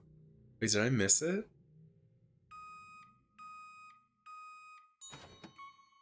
What? What? Oh my god! What the fuck? They buttered him? I don't want to read the lines. I'm depressed, bro. I don't want to do this. I thought this was gonna be... Oh, this is gonna be more fun. I thought all the characters I didn't like were gonna be the ones that died, and then we were gonna laugh and have a good time. I didn't think it was gonna be like this, man. I'm buttering Maymonto right now. It's crazy. Dude.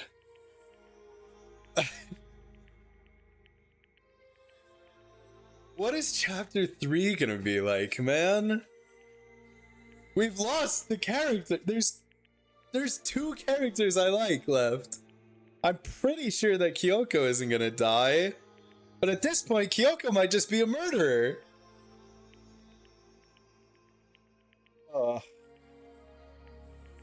I mean, I kind of like, is it crazy that I kind of like Toko better now that I know she has DID and is like a serial killer? Is that weird? I like Sakura, kinda. Nobody could kill Sakura, even if they tried. So at least she's safe. Chapter 3 is not so bad. It'll be good on your heart. Thank God. You say that, but Kyoko's gonna die, and we are going to be feuding. If Kyoko dies at any point in the story, I might quit the game. I might just move straight to Danganronpa 2. This is gonna go down until there's 1 person left, or 2 people left, right? Because then no one can vote. Who is it gonna be? I mean, obviously it has to be like the main character, right? Surely you can trust me. Yeah, surely. Surely I haven't been deceived 3 times now. God damn it. You knew Chihiro was gonna die too. Ah! You knew everything. You knew all of them. You knew Sayaka was gonna die. You knew Junko was gonna die. Bro, you set me up. This is fucked up. Maybe you're Monokuma. Maybe that's the real secret. Myth is kind of like the bear. That's what I'm saying.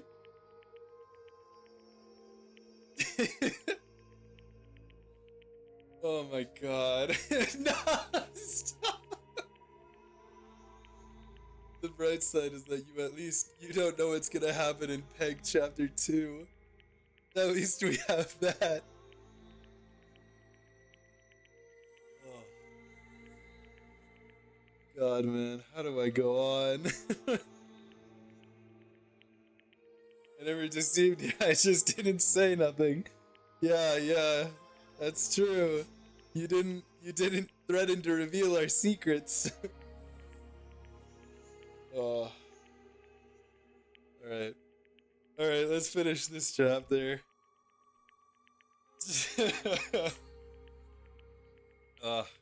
I'm not reading the Monokuma lines. Laugh at death and your soul will forever be at peace. It can't be. My brother. Another murder and another execution. I want to feel again. Yeah, you and me both, Makoto. Oh. Everyone's lives are taken so lightly here. I feel like I might be going mad.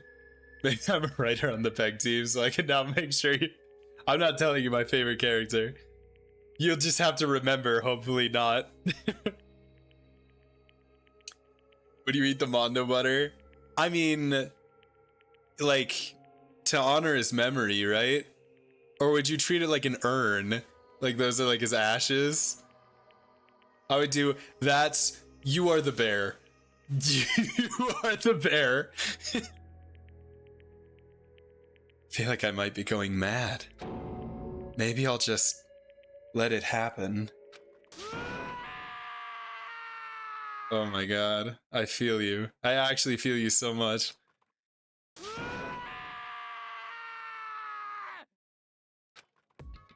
As Taka's sad screams invaded our skulls, we were each— oh great, a Viewbot. Great timing. We were each forced to realize once again, but of course he had to. Shut the fuck up, Byakuya. I'm gonna shoot you. Somebody give me a gun right now. I don't give a fuck. You can vote me out. Byakuya? What is this? You're completely insane, you know that? A game? One of our friends is dead. Do you realize that? Two of our friends are dead. Naturally. Of course I do. Because this game is life or death. Hey. I don't have anything to say to you. I don't have a response, except that I just don't understand why. Why did you go out of your way to disguise Mondo's crime? What? Why? Isn't it obvious?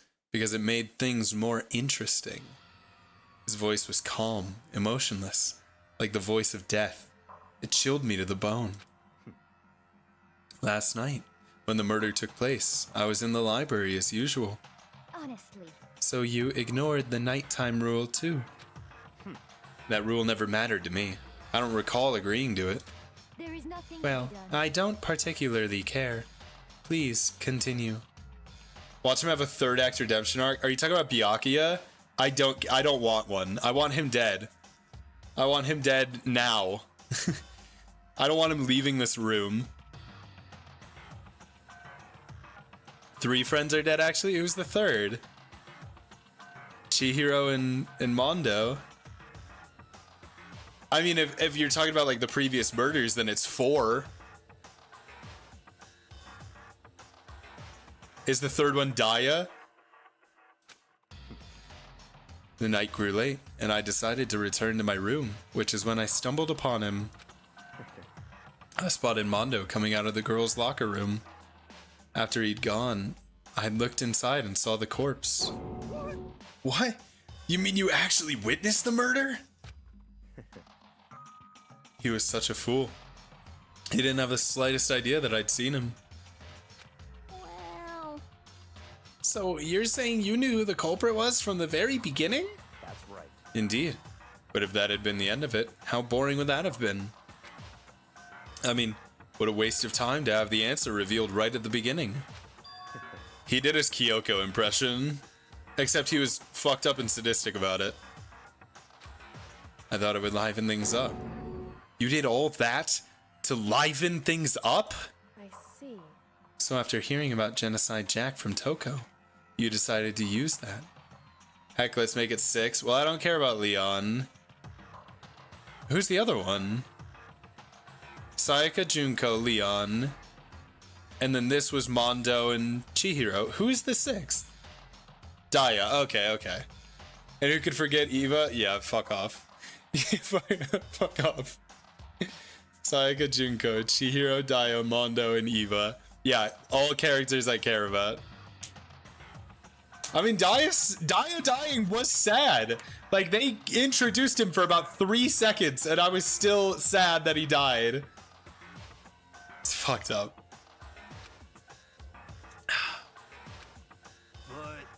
Damn, man. If we hadn't figured out who'd really done it, you would have been dead too, right? Well, obviously I would have revealed the truth before it reached that point. Of course. Byakuya turned and looked me in the eye. I could feel his sharp eyes piercing into me. Thanks to a certain remarkable someone, it never did, and I was able to perform an interesting experiment. Once I do decide to become blackened, I now know who I have to watch out for. Yeah, I'm not giving you the chance, bro. I'm killing you, and they can vote me out. I don't give a fuck. You're not leaving this room, brother. Correct. You're worse on my list than Hamster. I want you to know that, Byakuya. Because at least Hamster is nice to people. Are you satisfied? Indeed. Yes, we're done listening to your story. Moving on. Hey. Something I'd like to ask Monokuma. What's this? Ooh, I'm up next. You like to perform these elaborate executions each time, correct? My question is, why? Do you like them? But you know, this punishment, this despair, it's not just for you. All this punishment, all this despair is my gift to mankind itself. What? You're over-exaggerating. I am not over-exaggerating.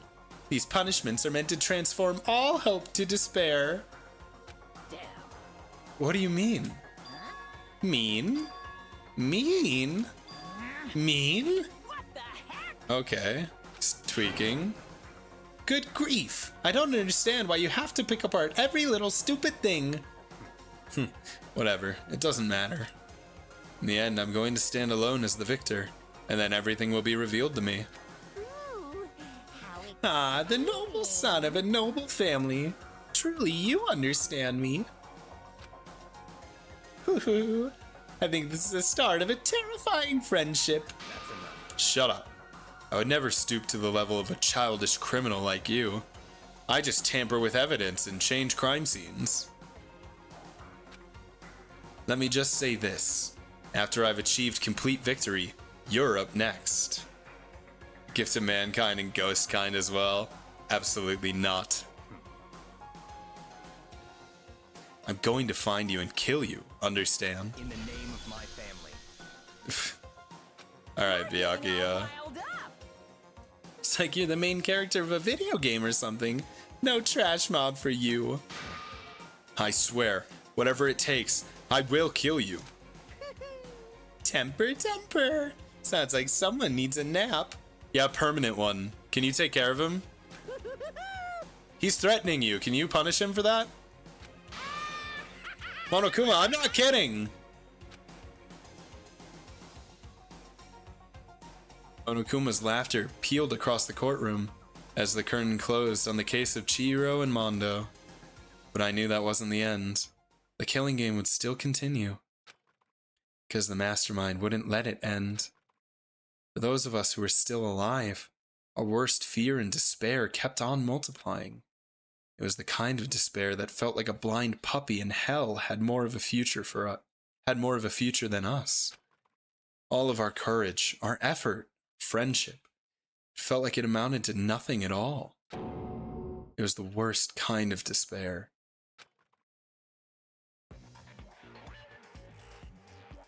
Well, anyway, like I was saying... Honestly, being in this game IRL sounds kind of chill. I'd kill Byakuya, and then I'd get voted out, and I wouldn't feel bad about it. This is a pretty good spot. Yeah, a really good spot. Yeah, he's doing the niche sit right now. Anyway, isn't it amazing how that girl went and killed someone before things even had a chance to get boring? Wait, what? Wait, what? Somebody else is dead? Get moving. It'll be like a roller coaster. There won't be any stopping it.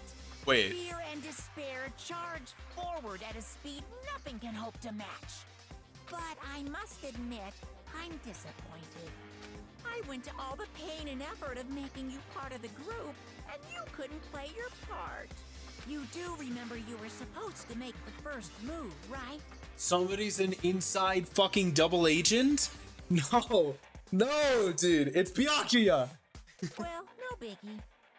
Nothing we can do about it now, so just do your best to make things more exciting from now on, okay? Yeah, it's Byakuya. After all, that's what everyone wants to see. Everyone would cry when you get executed. I wouldn't care. It'd be worth it. It'd be so worth it to get rid of Byakuya. There's one thing I'd like to ask you. As long as you don't want to know my I swear to God if this is Kyoko. I swear to God. Who is it? 16th high school student, I mean. Ooh. My, you really took me by surprise there. That's too obvious. Yeah. I said What, Byakuya or Kyoko? Super denied, ultra denied, demonic denied.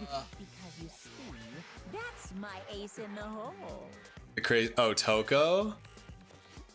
Oh, this being Toko? No, I don't think so at all. And nobody'd be dumb enough to reveal that, right? No matter how close they were to their friends.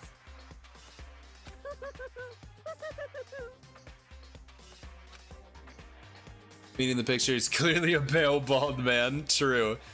We don't have any of those in our group. Surely it's Makoto. Dude, that would be a crazy twist. I don't think I would be upset about that.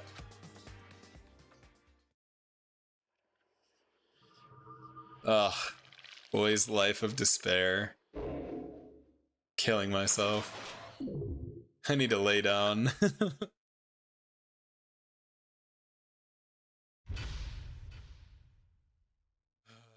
Oh God. Oh great. I get fucking Mondo's jacket. He really was just like me, Rip a legend. Dude. Yay, I got an item. I'm gonna give it to Taka. Oh, who's crying? Is it me? Am I in the game? Oh, who is this? Oh my God, it's Hina.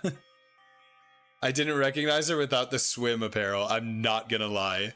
That's the only defining characteristic I know about her. But I've had enough. This picture, yeah, a bit. This is a weird pose. I can't take it anymore. Getting out of here anytime soon. It's impossible. I can't let myself think about how much I want to get out of here. If I keep thinking like that, I might decide to. Yeah. That's how I hug a pillow. But still, I mean, I hug it a little bit tighter. I hug the fucking thing. Donuts. I need to eat some donuts. That'll cheer me up. Wait, am I Hina now? I'm just playing as Hina with that. That's kind of cool. Glazed donuts, twisty donuts, jelly donuts, cream-filled donut holes, malasadas. Okay. Oh God of donuts, I'm praying for a wonderful encounter. Her hair is down too. Oh yeah. Okay, dude, I was wondering because normally I recognize everybody in existence by their hair, and I was like, I don't recognize it. Oh, she's breaking the nighttime. Dude, if she dies, dude, don't fucking do this. Huh? Oh, is this the third floor opening up? Huh? What's that sound? It's coming from the bathhouse? But Don't investigate it. It's not worth it, Hina. Is someone there? Is someone already dead? What the fuck? What?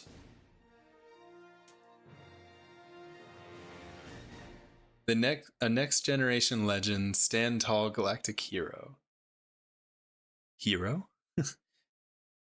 Morning after the conclusion of the second class trial. Everyone met up in the dining hall, just like always. And I expected it to start like any other day. That's what I expected, but today's kind of sucks, huh? Toko and Byakuya still refuse to show up. I haven't seen Miss Asahina anywhere. She said her stomach was hurting, so she's taking it easy in her room for today. Oh. That is rather unusual for her. Normally she is so full of energy. Which is exactly what makes me worry. So then. So it's just the 7 of us then? It looks that way. How about that? It's times like this where a committee chairman needs to get things going with a bang. Taka. Or not. Taka hasn't said a word since everything that happened yesterday. One look at his face showed he hadn't slept a wink last night.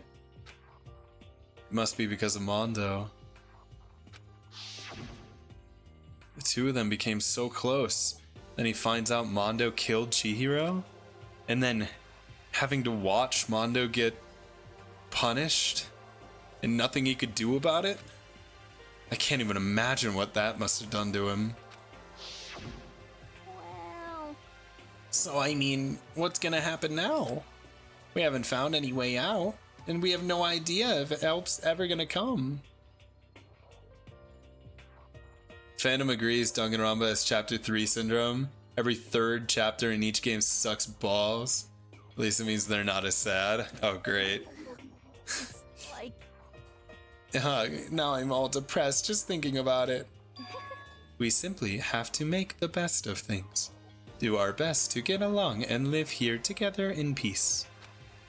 Forget about the outside world and accept this new life. This is the only hope we have now. What? To live here forever? Here we have every convenience. We have food, clothes, our every need is seen to. Why are you dissatisfied? In fact, let me ask you this. What is it about the outside world that you long for? Is that okay? Competition, discrimination, victimization, and violence. As society grows, so does its perversion. In which case, is our current situation not? I'm not reading that. Here we go. Meggy, the drill shop owner, the bunny-eared Amazon, cat girl dog boy, Robo Justice the Galactic King. And what I mean is, there's no duty here. There is nothing to be done. The mastermind puts such base desire to their advantage, bending you to their will. You know? Okay, well, anyway, since Taka's like catatonic, as the oldest one here, I'm officially stepping up to take the lead. So, we're all gonna work together and spend the rest of the day searching the school. Searching? I'm right. Well, I mean, since the class trial is over and all, there should be new places for us to investigate. Yeah, that's the ticket. Maybe we'll find some kind of clue this time. Well then. Then once we're done eating, let's split up and begin looking around. Do you have any problem with that, Celeste? There may well be a discovery waiting for us, which may further enrich our life here. No, the point is to look for clues.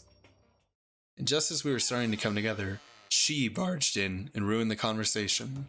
you called for me, so I appeared. No, we didn't call for you, Genocide Jill. What the? How come it's Genocide Jill and not Toko? God, this place is just amazing! Finally a place I can just be my murderous self. Which is why I've decided to stop holding back and spread my wings. No more hiding in a cave for me. Plus, I have another battle to fight. The whole killer with the split personality thing is so overdone. I gotta destroy that stereotype. I'll fight all day and night to murder those totally slanderous cliches. But you are a killer with split personality. If she weren't here, my chances of survival would go up at least 10%. Come on, you gotta back me up here. Even the biggest stars need the little people to hold them up. Oh. Dude, she's got a tongue like she's in fucking Kiss. She's gonna play the guitar with her tongue. Well, whatever else we do today, first we should eat. We can't do anything on an empty stomach. You're right. Let's hurry up and eat so we can start our investigation. Alright. We're just gonna eat while she's like maniacally laughing. So we were forced to eat breakfast with a murderer. And after our much needed but very annoying meal, we set to work looking around the school. Alright, I think this is where I'm gonna save.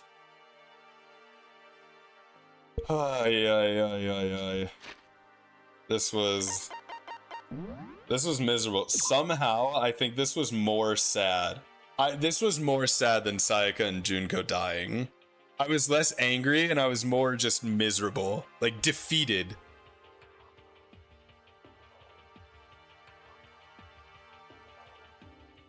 I don't even want to think about it, man. This chapter was a doozy. You heading out? Yeah, I think so. I think I'm gonna call it a night here. And a nice little 4-hour stream. We got through the rest of chapter 2. I think I will. I don't have work tomorrow, so I can do another early stream at like probably around the same time as today, like 2 Pacific. And yeah, I guess we can. Honestly, we may be able to just go all the way through chapter 3. It depends on how long it is, but we could probably, do a bit of a longer stream tomorrow. Pat, thank you. Thank you, Myth. I appreciate it. I've been really defeated. I'm gonna go have to watch videos of kittens for the next hour after this to feel better. But yeah, I think we'll do an early stream tomorrow. We'll make it a pretty long one, and we'll just have some fun, play through as much. Yeah, I'm sorry. Have some fun, hopefully, and play through some of chapter 3. yeah, and that's the plan. Okay. I appreciate you guys for being here. Just hanging out. Except for, Monomytha. That was I'm disappointed at the way it turned out, but it was a fun time hanging out until the end of the trial. And then it was sad. But I like the narrative. Frankly, I mean, it's well written. It was very well written, and it made me very sad, which is a good thing. But I don't like being sad. But I appreciate you guys hanging out. I appreciate you guys being in chat. If you are still around in here, Embers, I wish you luck with your D&D campaign. I appreciate you for coming in and hanging out with us. And I will see you all tomorrow. I hope you have a good rest of your night, rest of your day, wherever you may be. And I will see y'all tomorrow. Peace.